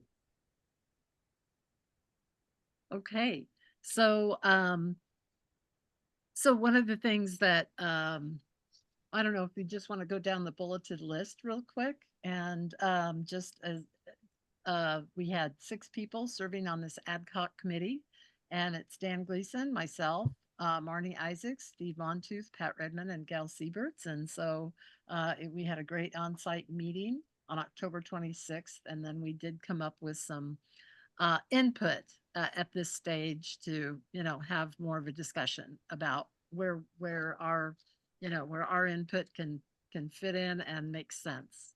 So, with regard to the vegetation, and I had talked to Lucy this morning, or excuse me, probably this afternoon, that the existing vegetation will remain, and then the plantings that you're talking about will just enhance that area, enhance where there's already existing vegetation. So that's Yes. good. And then also the footprint of the 2 areas, the existing turnout and the kind of newly renovated turnout that's there informally, won't be any different size. It's where those two areas are now, and that was something that our committee, felt like that was appropriate and didn't want to go expand anywhere else. And then the connecting trail that you have connecting those two, felt like that really wasn't a good idea. There are signs at the existing turnout where it says, warning, mud flats, stay off of them. Pretty strong. And so that lower area connector would actually invite people to wander out onto the mud flats from that. So we're recommending that be deleted from the scope of project at this point. And of course, any of the other committee members can jump in as well. The proposed bench that is being uniquely created, and I was told the design has not been finalized in any way. We like the idea of backless benches so that you can view both out into the water and in the estuary. Great idea, but the design of it has to be practical, and that it can be graphic but practical. So we just want to ensure that it's something that actually is usable.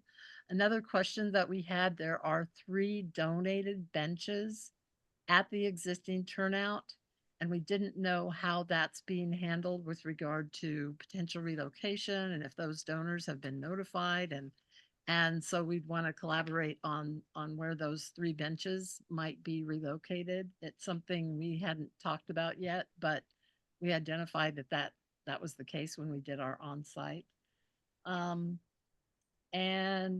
Let's see, what else? We certainly support the location of where the Indigenous place marker is located. They're on the northwest spot on the existing turnout area. Thought that was just wonderful because the view from that spot, and there's an opening for the vegetation, and it's just the perfect spot to place it. We did support upgrading the donor educational signage. The one that kind of looks like an eye, eye turned 90 degrees. We couldn't tell what would be placed on that, and so we just want to ensure that any new signage looks great, looks very creative, but also very readable. It's got to be practical as well, and we'll just work with you on the detail of that sort of thing. And we didn't feel like where the bike racks on the existing, as well as I think on the smaller to the east, are proposed to be located right up against where the trail boundary would be. We felt that was not very safe. So the existing bike rack is actually over on the east side of that turnout. And so, again, we can talk about where, but we just don't feel like having them right bumped up to the trail is actually a good idea. But we certainly like a lot of elements of this, and we can talk more in detail, with Huddle and the other partners in all of this on more of the detail, because we overall agree this is a great idea. And, it's just getting it right the first time. So does anybody else from the ad hoc group want to weigh in? Yeah, I'd like to say a couple things. One is that I would really like to go down there with one of you folks just to look at it a little more carefully. We see a lot of maps, and but that they're not all that helpful as opposed to just seeing it in person. So it would be nice to do that. And that way, I think it would just be better looking at more spatially and figuring that out. And another thing too is there was a post there with a lot of signatures, and I don't know what would happen with that existing one. People know what I'm talking about? Tell them about that, please. Are you talking about the one with all the names on it? Yeah, that. Yeah, that will be So these are all the existing interpretive signage, and they will be replaced. The content will still be added. So we will have these up there after the redesign. Okay. They'll just be in a new, I guess, a different signage type. We would like to do waist level signs so they don't obstruct the views. And we're also hoping to work with Max Romy. He did this watercolor at Cuddy Park.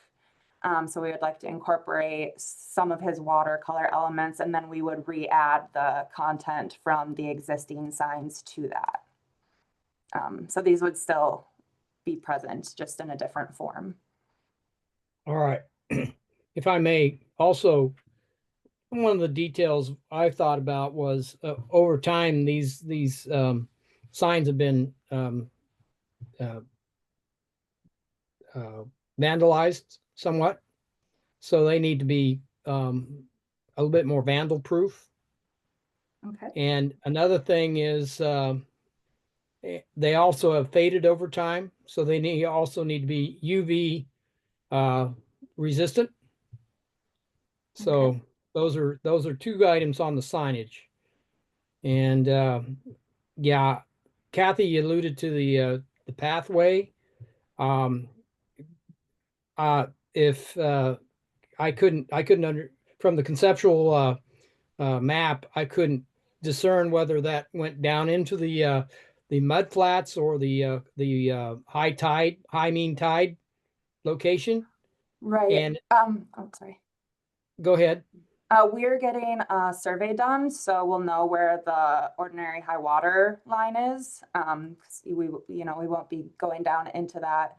Okay. And we're still evaluating the viability of that path, but the intention of it is to provide like a safe place for people to move between the two plazas without hopping on and off to the Coastal trail. Trail. Yeah. Yeah. Okay. Well, the other things have been covered, but those are my comments. Thank you. Dan, any of the other ad hoc committee members want to jump in if I didn't catch everything that we talked about?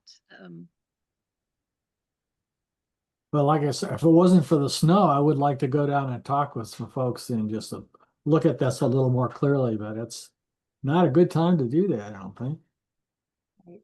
Yeah, this is Marnie. I agree with Steve. It'd be nice to go down there and take one other look and with some folks from Huddle. Sure. Yeah, we can email and set something up. Okay. This is Gail Sieberts, and we had talked about the metal inlays with the sayings on them. If they could potentially be slippery in the winter, is that something you could look at? Yeah, we can look at that, and we could add a texture to it or something to help make it less slippery and a little more gritty. I know one of the things that we talked about, and like I said, I'm not sure I mentioned this, but our committee really supports the idea of something delineating the, outer trail boundary and make it look different than the actual, two turnouts for just, again, safety reasons and so forth. In the wintertime, won't really be a thing either way. But now you've just got asphalt paving, identifying, there's no differentiation. And so we really like the idea of using something different, and not sure what the best medium would be, but to, make those boundaries really as visible as possible. Except for when everything is snow covered. But otherwise, we like that idea. We think it'll make it a lot safer to navigate. What's your schedule for completing this? We are aiming for construction next summer. So we're going to have our 65% documents finalized before the holidays, and then early start to the year, we'll finish up the bid package and get it out for some bids. Great. So you could share the 65% with the TCC? Yes, yes, and we can come back to your December community council meeting as well and show our progress and discuss it before the holidays, and then before it's finalized as well. Good, thanks. Peyton, Dan Gleason here. Yeah, if you would, on your 65%, have a scale so we can have Yes, perspective, please. yes, of course. And of course, That's at the this engineer point, in we me. really, Sorry. oh, sorry, Dan, go ahead. At this point, yeah, now that we've got more visuals to see, our ad hoc committee can take a closer look at those, and certainly maybe the ad hoc committee can meet with those who are partners in all of this, so that, you know, input is taken into consideration sooner rather than later. So we'd really appreciate that. Okay, yeah. And let's see, who had their hand up? Oh, Steve, go ahead. And, I just wanted to tell you how much I appreciate that. I think that I really like that first part of the, that small portion of the turnout right beyond the bridge there. And I think that's going to add not only how it looks, but a little more safety too. In the Yeah. Yeah. Yeah, people, kind of tend to stop on the bridge and around that area, so it'd be nice to have kind of a delineated space for that. Okay, well, we've got other agenda items coming up, so thank you so much, Peyton, and thank you, Lucy, for joining in as well from Alaska Huddle. And yeah, now if you can send us, that new graphic that you have, and then see, additionally how our input can be incorporated, we'd really appreciate it. It's a great spot within our neighborhood, and so many people use it and go by it, and I think it'll really be an enhancement to that area when it's all done. Yeah, great. Thank you. And yeah, I'll send this over to you. Okay, thanks. Thank you. Okay, now the next item under old and new business is TCC comments on the Heritage Land Bank 2026 work program and 2027 to 2031 management plan that we have consistently commented on for many, many, many years. And I did review the draft and thought it was probably going to be fairly similar to the couple of previous plans, and so didn't anticipate finding anything that would jump out at me, but I was wrong. So what got sent out is kind of a bullet point version of then what would become a comment letter. Comments are due on the November 14th, I believe. Let's see, what does my note say here? Yeah, November 14th. And then the Heritage Land Bank Land Advisory Committee meets in early December. Why don't I have that date on handy for me? But anyway, then they'll have a public hearing. And then ultimately it will go to the assembly for a final public hearing for approval. So if you, Karen, could you maybe screen share, or one of the board members screen share the bullet comments that were sent out? Is there anybody that can do that? On the Fish Creek Trail? No, it's on the draft Heritage Land Bank 2026 work program and 2731 5-year management plan. But I'll go ahead and start speaking so we keep track of time here. The beginning of it covers the subject of acquiring municipal entitlement lands.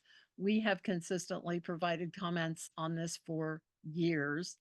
There are some areas being used as parks that everybody knows about, but actually do not, they're not on airport property. Excuse me, municipal property. And the parcels that we have commented on consistently, as parcels 21 and 68 were Point Warren's off Overlook and sections of the Turnagain. Kathy, I pulled it up on screen for you. Okay, thanks. It's kind of hard to read. Can you do a full screen or make it a little bit larger? I mean, May- I can read it because I've got it in front of me. I don't know if others have care about reading that word by word or not. There you But go. anyway, that first section of acquiring municipal entitlement lands. Oh, thanks. That's better.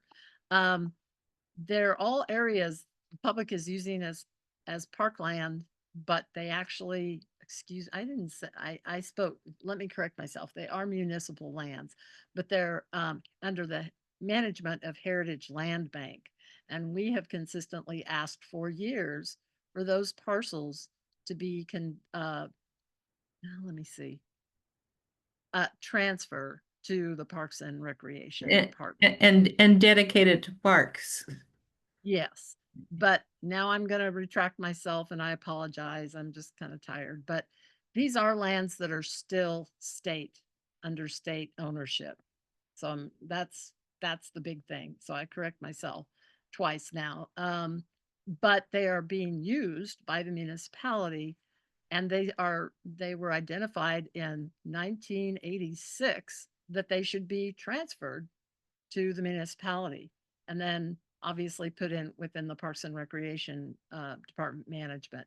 And that's where Point Warren's off Overlook, sections of the coastal trail located, Little Campbell Lake Park, land adjacent to Kincaid Park, the Long Lake Park, and northern section of Connors Bog Park.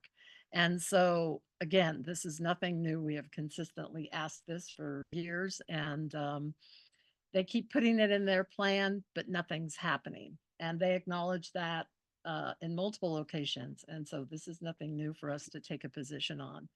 The 2026 potential projects list is, again, these are comments that we have submitted the same over time. And it's parcel 4-033B. It's the area where the Clitheroe Center was located. So there's still a structure, a facility out there. And within that area is land that is identified in plans as for community facility institution, and the area right next to that is designated park or natural area. And so we just have always said that, now we're not sure it's been leased out to any other entity. But we just want to ensure whatever lease that they may do, Heritage Land Bank may have with a private entity where the Clitheroe Center is located, that it's compatible with the rest of the land adjacent to that, all Heritage Land Bank land that's designated park or natural area. And that, again, is nothing new. We've consistently asked for this since the Clitheroe Center closed. So this is a couple years now. And page 2 of the comments are under, it identifies then all of the HLB parcels that are like at the end of the road where you go to the Clitheroe Center to the left, but straight ahead and to the north, and then some to the south. It's 3 different parcels, but we have long advocated for those parcels to be transferred to the Parks Department, because they have been identified, as natural open space and buffer for many, many years. And so we just are reiterating that request. And but one of the things that did jump out at me that was new is when I went to the tables in the bottom of the document, is they list all of the leases that HLB has put in for, like several years, like the last 5 years or something. And I noticed that ones just recently have been issued one to the Anchorage Fire Department for vegetation clearing for shaded fuel break, which I don't even know how to interpret that. Both one to the Anchorage Police Department and one to the U.S. Marshals Service for incident response and police training, tactics training, and one for the Anchorage Soil and Water Conservation District for invasive plan management activities. And they don't give any specifics. We weren't notified of any of these leases. I used to attend Heritage Land Bank meetings kind of on almost on a monthly basis, but I haven't, but I always check their agendas, their meeting agendas, the advisory commission, and I didn't ever see anything like those leases proposed or they covered it on their agenda. So considering that again, we've got the comp plan identifying it as important wildlife habitat. The West Anchorage Department is Parks and Natural Area, and the land use plan is Parks and Natural Area. We're not sure leases are compatible for what they're being leased out for. So it's something that we just are requesting HLB and the Parks Department to meet with the council as soon as possible to give us more information about the contracts and steps being taken to ensure the integrity of these natural areas are permitted. It's hard to know without any more detail if it's not a big deal or if it could potentially be a big deal. It's a high value wildlife area. And so if they're doing a lot of Kathy? stuff, not sure. Yes, Pat. I have a comment on the three items. They're not leases, they're contracts. They're contracts. Vegetation clearing for shaded fuel break is a fire prevention activity of the fire department, and the instant response training is just playing around out there in the woods. And where it says invasive plant management, I think that's invasive plant management by soil and water conservation, which is something that they've been doing, trying to do to keep an eye on things so we don't have, watching what's growing out there, so we don't have invasive plants. Yeah, we've never been informed of anything like that before. That's why it jumped out at me. So that we can, and all we're doing is requesting that we do meet with them. I think I must have read somewhere about each of these activities, because I especially the soil and water conservation, that would be through the extension service. Anyway, that's my comment on those three things. I drive out there all the time, so I'm keep an eye on things.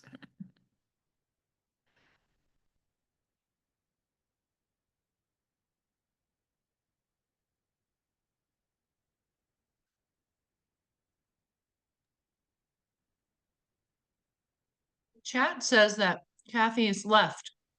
Yeah, I just say I see that we've lost her sound anyway. Yeah, we've lost our internet here. Oh. Uh-oh. Too much snow. So the vice president can take over? Well, she should be back on here in a sec. Okay. Can everybody hear me now? Yes. Okay, I apologize. And if this continues, we'll have Karen take over. Okay. So let's get, and thank you for that clarification. And like I said, these comments would just say that we're requesting that HLB and, meet with us so that we understand if they are compatible, and if so, that's great. We just don't have any information. And we make reference to everything that all the plans that indicate, why this is special. And under land management, conservation easements, the the documents used to have a lot more information about that. They've kind of edited that out.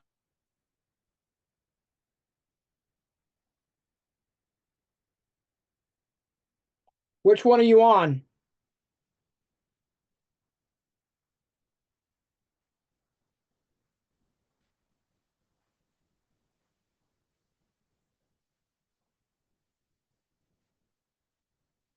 So we are And so just to wrap up, then the conservation easement management language that they used to include every year and stopped a couple years ago, we have asked that they put that back in because it's a good language.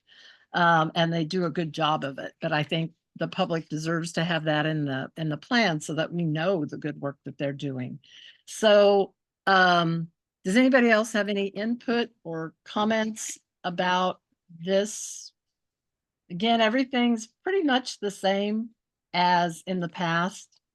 And we've also we've also asked the the Parks and Rec again to ultimately transfer those parcels to the Parks and Recreation for protection, because that's been in our plans for many, many years now. We keep asking it for many, many years, and hopefully we can at some point really get ahead on that.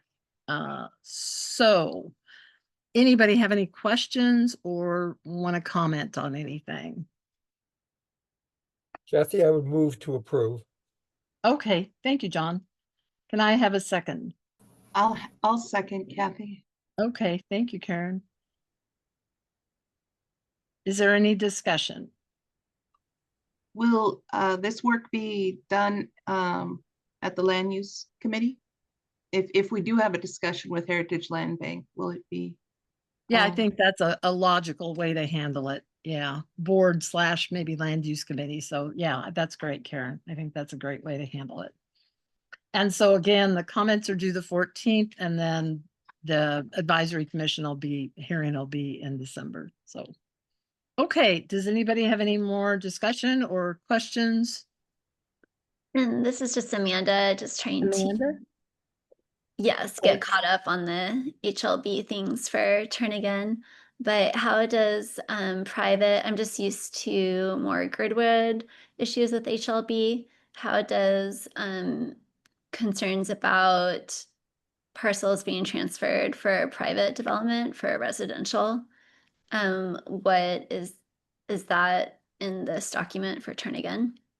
No, not at all. These parcels that we have weighed in on for many, many years are, like I said, if you go out to the old Clitheroe Center at the end of that road, those parcels are all out there. And then the ones that aren't listed in this current version, but they've listed in the past for many, many years, they're all in West Anchorage that, are all but ready being used as parkland. It's just that the ownership of the land has not been transferred to the municipality as per that 1986 agreement. None of it would be applicable for any kind of housing within our boundaries. Yeah, This is understood for Pat. that. We Okay. don't, I was just going to clarify too for Amanda that we wouldn't be commenting on something down in Girdwood. This is only for stuff within the Turnagain Community Council area. Isn't that Yeah. correct? Yeah. Is that correct, Kathy? Primarily, Yes, primarily and within Turnagain. primarily / West Anchorage. Yeah. Yes, Yeah, my and question. protecting coastal trail and all, Yes, thank you. Yes, that was clear to me. I was just saying my point of reference. So my concern as a teacher of, young children who would someday want to be in Turnagain, and I understand that about the parkland and the things that have been used for many years for that. So that makes sense.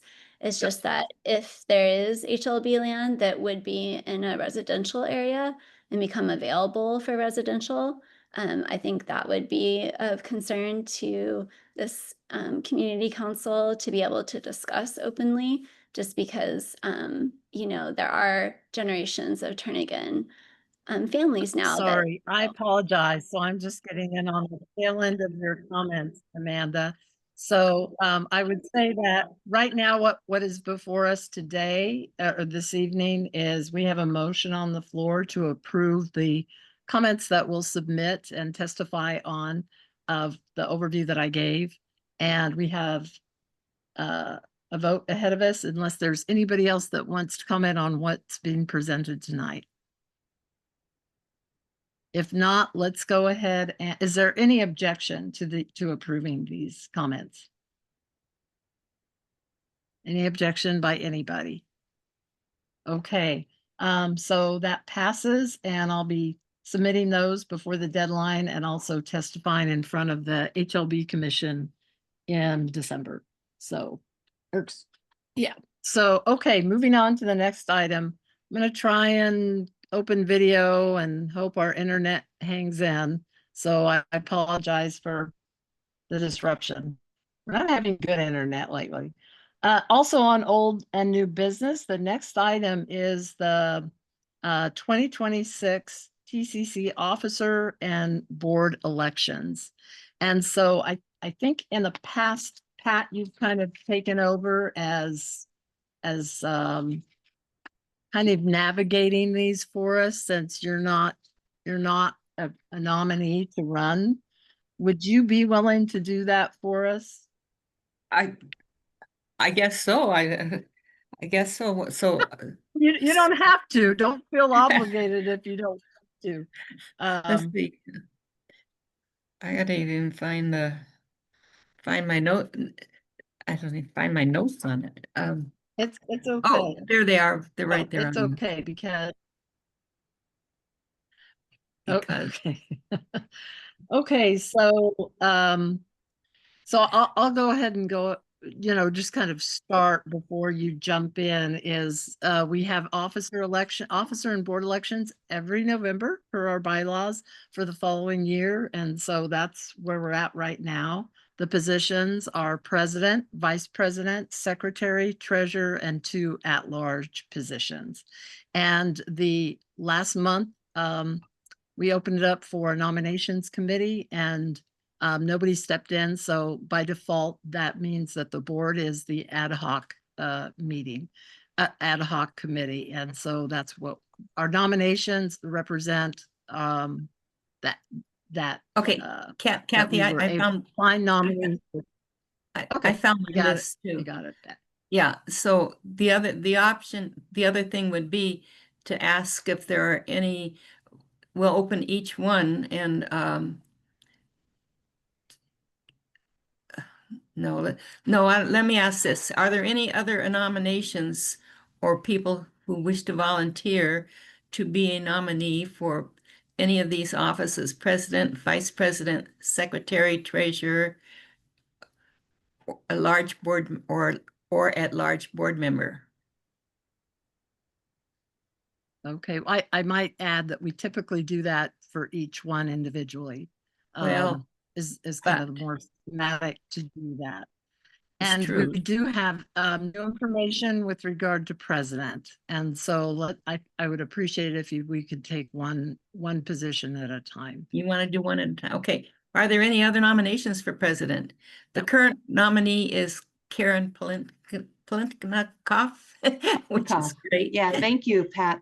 Actually, it's on further reconsideration. I would continue to seek my vice president position because the president position is quite a bit of work, and I'll seek vice president. Kathy Gleason, you are currently the nominee for vice president. Are you willing to accept is there anybody else who's willing to accept a nomination for president in place of Karen? Well, I will jump in and say yes. And Karen and I had a very, very good long conversation about this and her willingness to feel like it was the best from her perspective to withdraw her name for president. Per the bylaws, I can serve a 4th term. And so, yes, I will. I would put my name in to run again for president for 2026.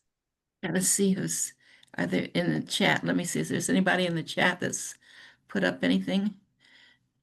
Nothing. Who? Amanda, did you say something? Yeah, thank you. So I'm just concerned about the lack of proper notice for two positions with this last minute president, vice president, and thank you so much, Karen, for your service and being considered for president. Right, that is just even you volunteering for that and that time is really appreciated. Just without proper notice and especially the agenda coming out so late, it's really hard for anyone to do a nomination for these two open positions without further warning. So I would just like to table Actually, this. we had the notice at the October meeting also that this was coming up and that this would be held at the November meeting. Yes, And certainly. that but meets it's the position- requirement. But For it's the positions that For were. all positions were open. Go But ahead. Yes, that there was a need that the treasurer, that the ad hoc committee, and we appreciate your time on that ad hoc committee. Thank you for stepping up to that.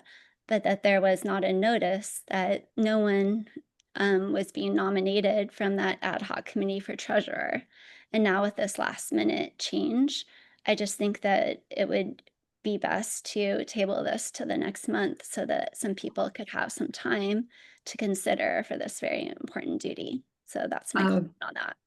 At this time, our bylaws require us to do this, and notice was given in October requesting people to come forward. If no one comes forward, the nominations were open for the floor tonight. At that point, if there are no nominations from the floor for a particular position and it's open, it will stay open until somebody does come forth to act as treasurer. Well, let's just go back. But then Right let's now go we're on back to the president. the first thing is the nomination, the first position open is president. Karen has said that she would prefer not to be president. Nominations are open. Kathy has said that she would be willing. Is there anyone else who would like to be president? I'd like to nominate John Isaacs. I know, John, that you are already land use, but I appreciate the way that you solicit input and just to consider that and for this term. John, would you comment? Amanda, I appreciate the nomination and the confidence, at this time, my hands are really full with the land use committee stuff with both the municipal Tisdale, the airport and the Fish Creek. And that really kind of takes up my bandwidth. So I think it's probably best for the skills that I bring to this to stay in that position. So I will have to decline, but I appreciate the nomination. Anybody else? I can't, can anybody else see if there's anyone else has a, I don't see. Nobody else has their hand raised. All right, the nominee, will someone move the nominations be closed for president? I move to close the nomination. Any objection? All those in favor of Kathy Gleason for president? Is there any objection to Kathy Gleason being president? It's easier to do that than to count. Yeah, I would just say, and Kathy, this is nothing personal. It's just towards being able to get good community input. I felt that it was a little bit rude getting cut off on my comments. We listened to a 35-minute presentation on the Fish Creek Park, and it was very thorough, and I loved how the ad hoc committee gave comments. You're really out of order at this point. I'll We finish need to my. focus on what's before us right Yeah, now. this is a really good And, example of that just there of not It's a receiving good input. example of So, trying to run a good meeting, Amanda. no, It's what is yeah, that's a unfortunately, good example. being able to take that comment. So I don't see any objections to Kathy Gleason as president. The nomination made an objection. All right, one Amanda, objection. There's one Are you objection. Okay. objecting to Kathy and we need to vote? If you do that, we'll need to do a hand vote. And everybody can raise their hands by their going to react and raise their hand and react if possible, because it's easier to see you that way. I can't. I You can't raise my okay, hand can. as, Okay, 1, 2, 3. Let me find my list. Can you repeat what we're voting on? We're voting on Kathy Gleason for Kathy Gleason president. for president. And, Can you put two hands up? Yeah, there's one. Can you put the second one? gotcha. I count 13, I believe. Okay, I do too. I got 14, but 14. 14. Oh, yes, 14. Marnie 14. and John. Yeah. And Chris, yeah, we got you. Okay. If you lower your hands and if you react and lower your hands, all those in Dan, you can lower your I think hand. Dan's screen is Oh, he's frozen. stuck. He's stuck. Yeah, he's stuck. Okay. Vice President, the current nomination. Dan, excuse me, point of order. Dan, can you lower your hand? You've already voted. I'm yes. trying. He can't. He Oh, can't. okay. He's Okay. he's down now. I'm watching him. And Pat, did you ask if there was an okay. objection? Have we done that? Yes. Okay, good. Yeah, we did first we did that, and then because someone did object, we Thanks, took Karen. a hand count. Okay. Karen Palinkoff is been nominated for vice president. Are there any other nominations for vice president? You have to speak up. I can't see everybody. I don't see any hands up. I don't see. Will someone move the nominations be closed for vice president?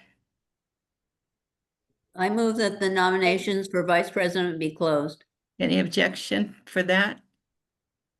Hearing none, the nominations are closed. All those in favor of Karen for vice president, if you'll indicate by raising your hand, either in the react or somehow. 1, 2, 3, 4, 5, 6, 7, 8, 9, 10, 11, 12, 13. 13. I've got 13, but 13. Dan, you're not voting. Is that are you voting? Yeah, I'm voting. Sorry. 14. Okay. Okay, 14. All right. Sorry about that. I'm trying to figure out where Okay, my just hand is verbalize. as host. Any objections? I don't see any hands. So if everybody can raise your lower your hand. Kathleen, you need to, oh, she did. They lowered their hands. Okay, the next position is for secretary. Chris Habish has been nominated. Are there any other nominations for secretary? I'd just like to say something. I've been secretary for a couple of years now, and I've been doing the minutes, but I really haven't been very active as a board member, and I'd be happy to step down if somebody else is nominated as secretary, or at least put it up for a vote. So I just wanted to let people know that they're welcome to put their hat in for secretary if they'd like to, and because I have not been as active as a board member, but I have been doing the minutes. Which is commendable. That's what we always need. All right. I don't see any hands up. Can anybody else tell me if there's anybody? Okay. Seeing none, is there a motion to close the nominations for secretary? I move to close the nominations for secretary. Is there any objections to closing the nominations for secretary? I move for a unanimous consent.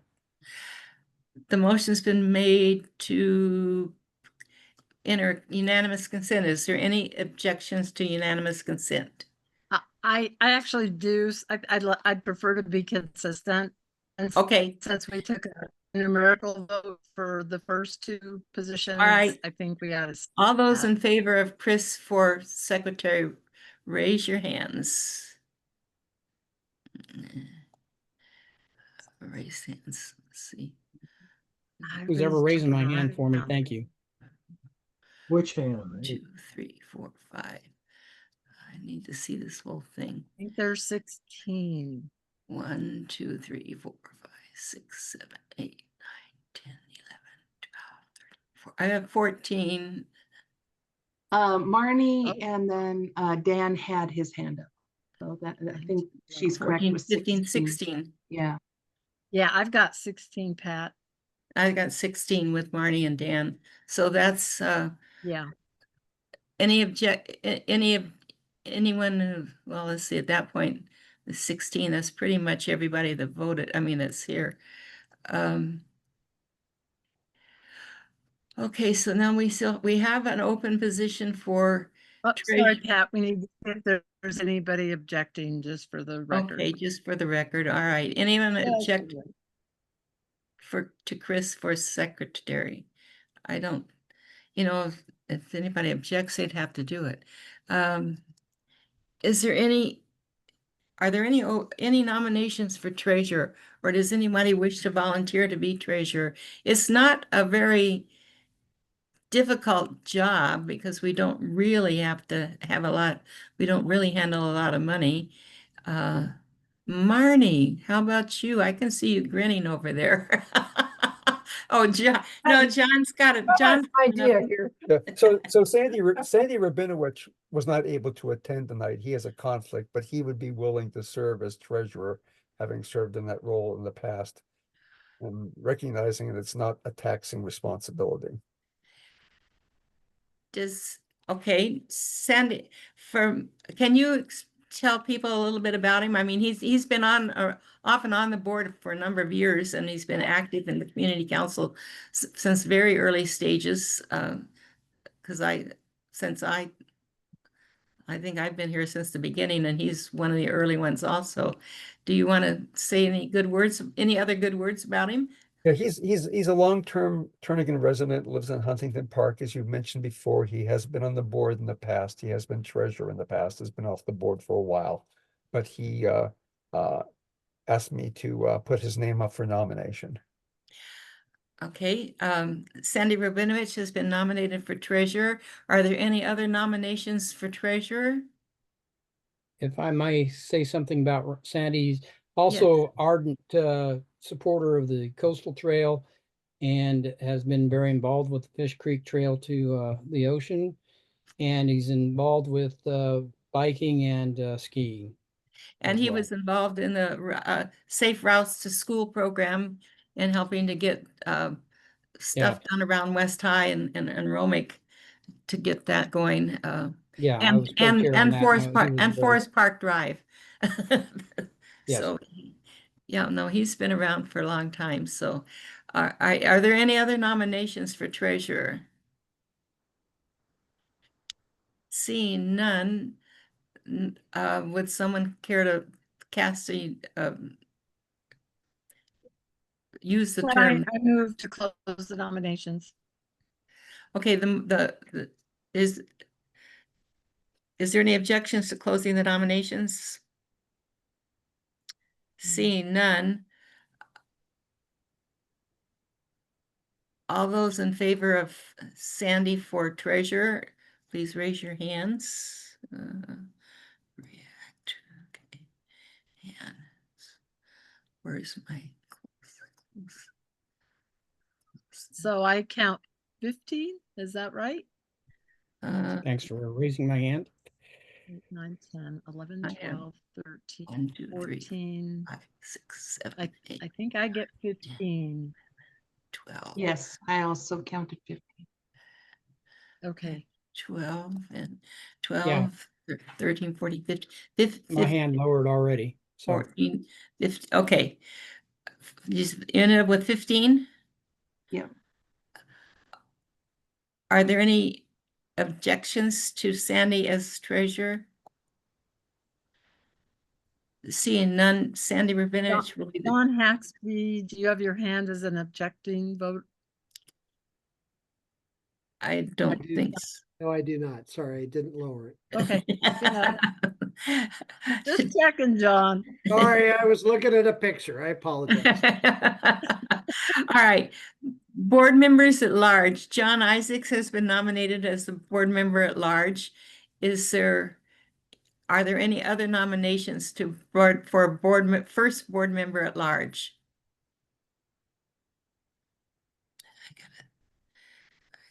What am I going to see? I want to see participants. I move to close nominations for first board member at large seat. Karen's moved. Is there a second? Second. The nominations are closed for first board member at large. All those in favor of John for board member, please raise your hand. I gotta look at this. Look at this here. Raise my hand for me. 1, 2, 3, 4, 5, 6, 7, 8, 9, 10. 1, 2, 3, 4, 5, 6. I get 15. Catherine, okay. 12, 13. Oh, sorry. I got 14 because I got 14. Lassie and does not vote himself for himself. Yeah, I got Laurie, I got 14. Okay. Laurie's not voting, huh? Remember, John Isaacs, are you voting? I don't see your hand up. No, but Marnie's was up. I think Marnie's they're up. I'm of the old school. I don't believe you vote for yourself when you're being nominated. Okay. Any objection to John for treasure or for first yeah, at large member? Seeing Lower none. my hand, please. Seeing none. Sorry, John, Dan, what did you say? and the second No, one no. is Lower hand. Yeah. Jonathan Galen has been nominated as the second at-large board member. Is he here tonight? No, he had a conflict. If I may, Okay. no, he is not, and he asked on his behalf to nominate him, and he, like Sandy, he's been a very active and long attending Turnagain Community Council member, and certainly has lived in Turnagain a long time. He lives in West Turnagain. Dan, I can see his backyard from our backyard. And I don't believe he's ever held office before or been on the board before because he's a very busy guy. But he said that he feels like he definitely would be qualified for an at-large board position, and feels like it's important to be on the board and serve, and he would be honored to be elected. Okay, are there any other nominations for second board member at large? Amanda's got her hand up. Amanda, I can't see. Oh, apologies, that was just from last time. Thank you. Oh, okay. And Pat, Seeing you've got your hand up also. who? You do. You have your hand up. I do? Oh, I do. Sorry, I didn't mean to leave mine up, of all people. Thank you for catching that. I'll Okay, move to there close nominations. the motion's been made to close the nominations. Is there any objection to closing nominations? Seeing none, they are closed. All those in favor of Jonathan Galen for second board member at large, raise your hands. Raise my hand for me, please. Thank you. Thanks, Karen. Raise participants. 1, 2, 3. I don't know if John Isaacs, are you vote? 12. This is just freezing and jumping no, and so. Two hands. You have an artificial hand and a real hand. 12, 13, 14, or 12, 13. With Dan, I get 15. 14, 15. Yes, I have 15 also. All those, is there any objection to Jonathan as the second at-large member? Seeing none, that completes Well, the. John Haxby still has his hand up. Oh, Okay. but I don't think he's objecting. He can only vote one way. I mean, he can only vote You can't vote for and against. Okay, all right, that takes care of that. Thank you so much, Pat. You do Yes. a great Go job ahead every at me next year. time. And I am seeing that we're close to our 9 o'clock witching hour. And so I would entertain a move to extend for You've lost it. probably 15, 20 minutes, just so we cover the rest Hold of the on. agenda. Second, Kathy, you're not coming through. She Yes, actually you did. is. Yeah, we can Here. hear. Oh, yeah, we can hear her. Yep. So I move to extend to 9:15. second, This is Pat. I'll second. We'll go quick. Okay, is there any objection to extending to 9:15? I don't see any, so that motion passes. Okay, last item under old business is Marnie,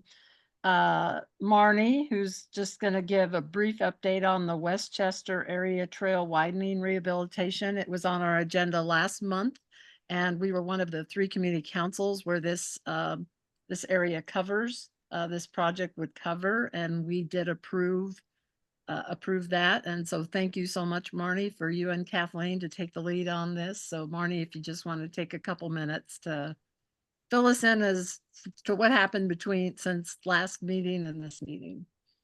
Sure.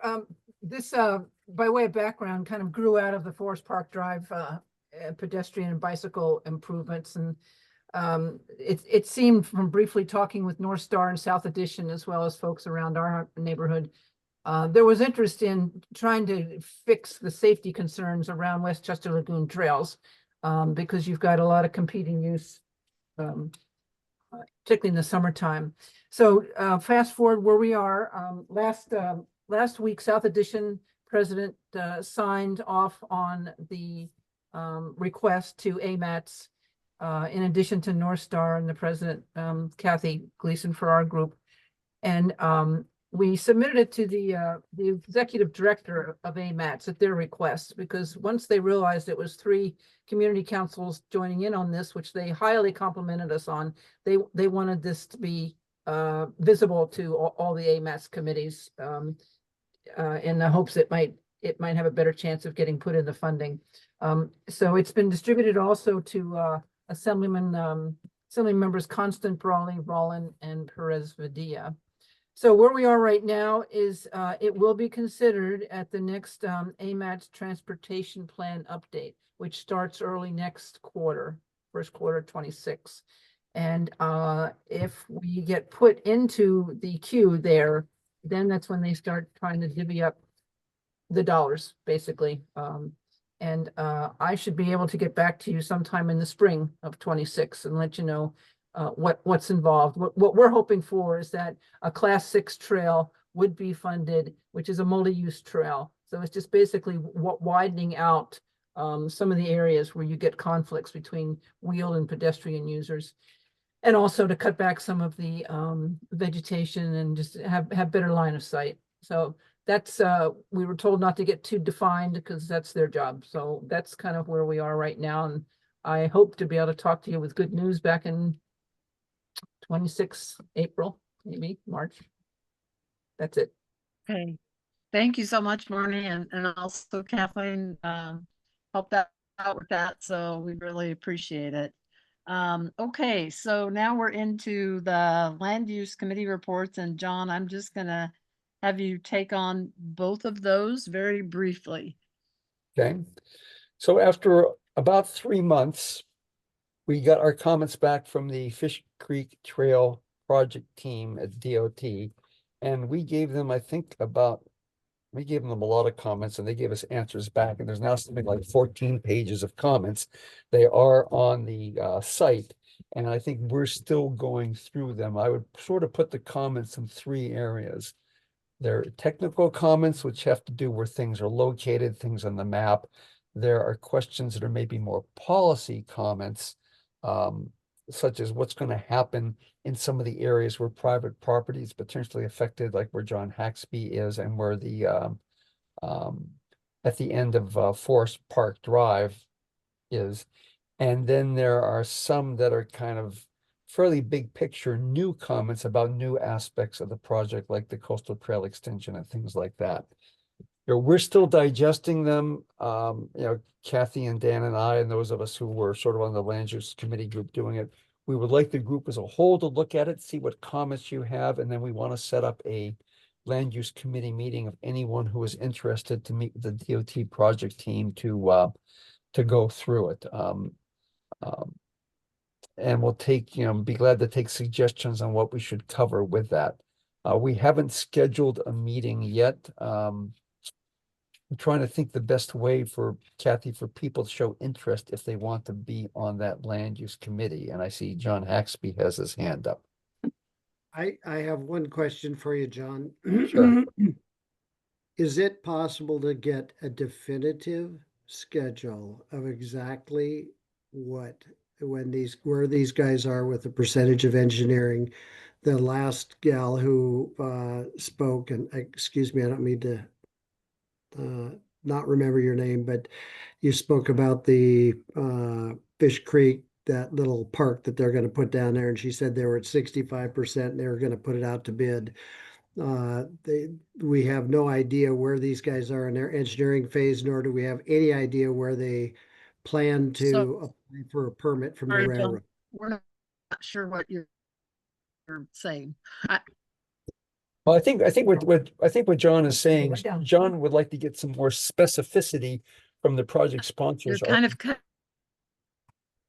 Can everybody hear me but Kathy? Yep, I can hear I you. can hear you. Cutting out. Yeah, we're cutting out. We You're got a cutting out? problem with our Okay. internet. Okay. So Sorry. I think what John Haxby is looking for is where they are in the project. Are they moving it forward? Are they moving towards like what percent design? Where are they going with it? And I think that's a reasonable question to ask what we can do. And if you have those questions you want to send to me, John, I think when Kathy and I get back to them and say, we would like to have a land use committee meeting within this window, can you please provide us an update on where you are in project planning and your expectations for continuing project design and completion? I'll get you those questions, detailed questions directly to you. Okay, that would be great. And so I guess, Kathy, the one thing I kind of worry about is, how we connect with members who might want to be interested in attending that meeting and having them show us interest in being involved so we can notify them when the meeting is. Do you have any thoughts or suggestions on that? Okay, and I'm sorry, Dan, I lost connection again for a bit. I know John Isaacs, we talked about having an internal meeting to review the responses that the project team had. So that would kind of be step one, is to have a land use committee that is only us and looking at the maps again, and the drawings that they submitted to us before was at 75% design. And then once we've kind of had an internal thought on our input, their response to that, then we schedule that second land use committee meeting where we do invite the project team and have a larger dialogue about things. And so we haven't picked any dates for either one of those. They took their time getting back to us, and we focused on some things. And so hopefully maybe sometime in November, we at least have a meeting, the internal land use committee meeting. That would definitely be noticed. An email would be going out to everybody on our email list that indicates there's a meeting. So that's how we would handle notification on both of those meetings. The private one, and then the one where we would invite the project team. Great, thanks, Kathy. So I suggest that we go ahead, and I agree with you. We should do it sometime in November. And in the meantime, we can get back to the folks at DOT and say we are going to have an internal meeting to go through the responses, then schedule an external meeting maybe sometime in December. But in the meantime, we can ask the questions that are perhaps of John's and others' interest about where they are in the project planning and percent design. Perfect. Okay, that sound good? Yeah, that sounds good. So stay tuned and be available for a long read of the comments. If you if you want to find out the context of some of those comments, you can go on the Fish Creek Trail Project website, and there are detailed maps. They're called scrolls 1 through 3. And a lot of our comments are aimed at those scrolls. So you can look at those scrolls, you can pull them up, you can enlarge them, and we'll give you a little bit of idea about some of the comments we're asking. So that's what I would suggest. Perfect. Thank you, John. Okay, great. Thank you so much, John. And then the second item, TISDO. Okay. What a So- great way to end the meeting on TISDO. So TISDO stands for Transit Supportive Development Overlay. It came out of the 2020 Comprehensive Plan and the 2040 Land Use Plan as a way to spur development along transportation corridors and town centers to try to, number one, take advantage of transit connectivity and to increase the density of housing and provide more housing. And so I think it must have been April of this year, the Assembly passed a tax suspension overlay using the TISDO as a map and expanding it and putting details on it where they would essentially exempt people building 8 units or more from property taxes for building those units. And it was a fairly large map. We looked at the map. I think my reaction was, whoa, but I figured if they were going to do something with it, they would have to rezone anything underneath it before they went forward.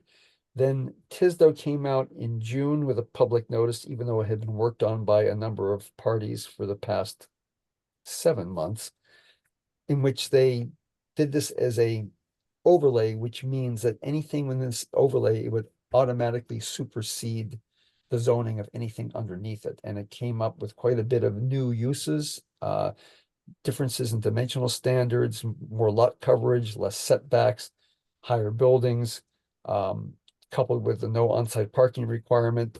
And so a number of community councils became galvanized with this starting in July of last year and been testifying before the Planning and Zoning Commission and others, and the mayor's office has held a couple meetings. So on October 6th, the Planning and Zoning Commission held their meeting, which was the third of their meetings to take public comment. At 11 a.m. that morning, the municipality introduced version number 6, which no one had seen before, and it once again changed the map and once again changed the content of the ordinance, yet was up for Planning and Zoning Commission meeting that evening. One of the big things about the map is it went back to the original large area and expanded it a little bit based on developer interest in developing in some of those areas.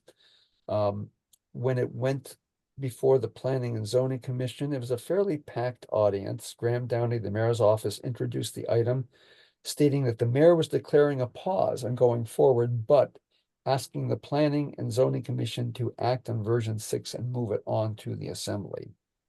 So they opened the public hearing. There was nearly 3 hours of testimony. I would say about 2/3 were against, 1/3 were for. They then went into quite a bit of deliberation before Planning and Zoning. There were a bunch of interesting comments. There was some note that it was not good policy to have a new ordinance the same day as P&Z. There was some comments that people were kind of afraid of this and we should go forward and then do it. Another person commented that developers should not be driving this process. The planning department and the mayor's office asked them for more guidance on what they thought was best to do. After much deliberation and really no time to consider this, the Planning and Zoning Commission decided to pass it the way it was. And so it's been passed by them. Whether it's been forwarded to the assembly, I don't know. So we now have a pause, and with some informal communications with the mayor's office, we've been told that they're going to step back from TISDO and focus on bigger picture of how to provide housing. And they're also talking to a facilitator for future public meetings, but no schedule has been given. In the meantime, a new kind of multi-community council type group has been formed called A Better Idea for Anchorage. And it's actually being spearheaded by 2 younger Anchorage residents, Ira Perman's daughter and Alan Rosenthal's daughter.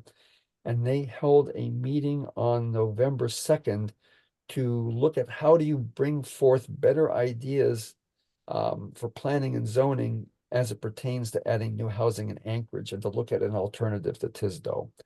So that meeting had 20 representatives. It had representatives from 6 community councils, and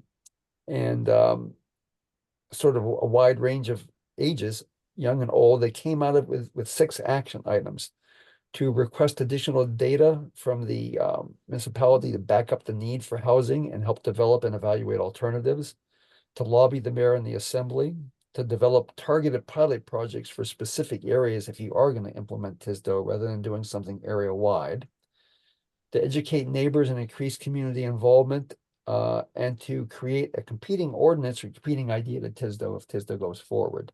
The next meeting has been scheduled for November 13th at a Lutheran church on N Street. While they may not have a huge amount of space, people are welcome to attend, and I will certainly report in. The mayor's chief of staff, Suzanne Fleet Green, has expressed interest in attending, so we may get more information on where this is going. The danger is that this has been given to the assembly and they could take action on it. One of the assembly sponsors, Erin Baldwin Day, has said that they're going to go ahead. She also agrees with the pause, and we'll see what happens. So I think the answer to that is stay tuned. I think I'm about 1 minute away from 9:15, so I will stop talking. Okay, thank you so much, John. Does anybody have any really quick questions for John? That's a lot to take in, and it's probably a really good sign of the direction now that the public has been heard. Certainly, John, and I'll try and get engaged with that alternative way to go down the path for more housing and appropriate and compatible with neighborhoods. That hopefully we'll all figure it out. It's great. So And I thanks, didn't have John, time for all to- your work on it. And unless there's anything from anybody else, I entertain a move to adjourn. I'll move to adjourn. I'll I'll second. second it. Okay, I didn't hear who's seconding. Sorry. Gail Sieberts. Oh, Gail, thank you. All right, is there any objection? If not, this meeting is Tina's adjourned. got her hand up. Oh, excuse me, Tina. Are you objecting to adjourn? No, I'm not. I'm when I go to lower my hand, it keeps popping around, so I have to chase it. Okay, I'm glad you wrangled it in.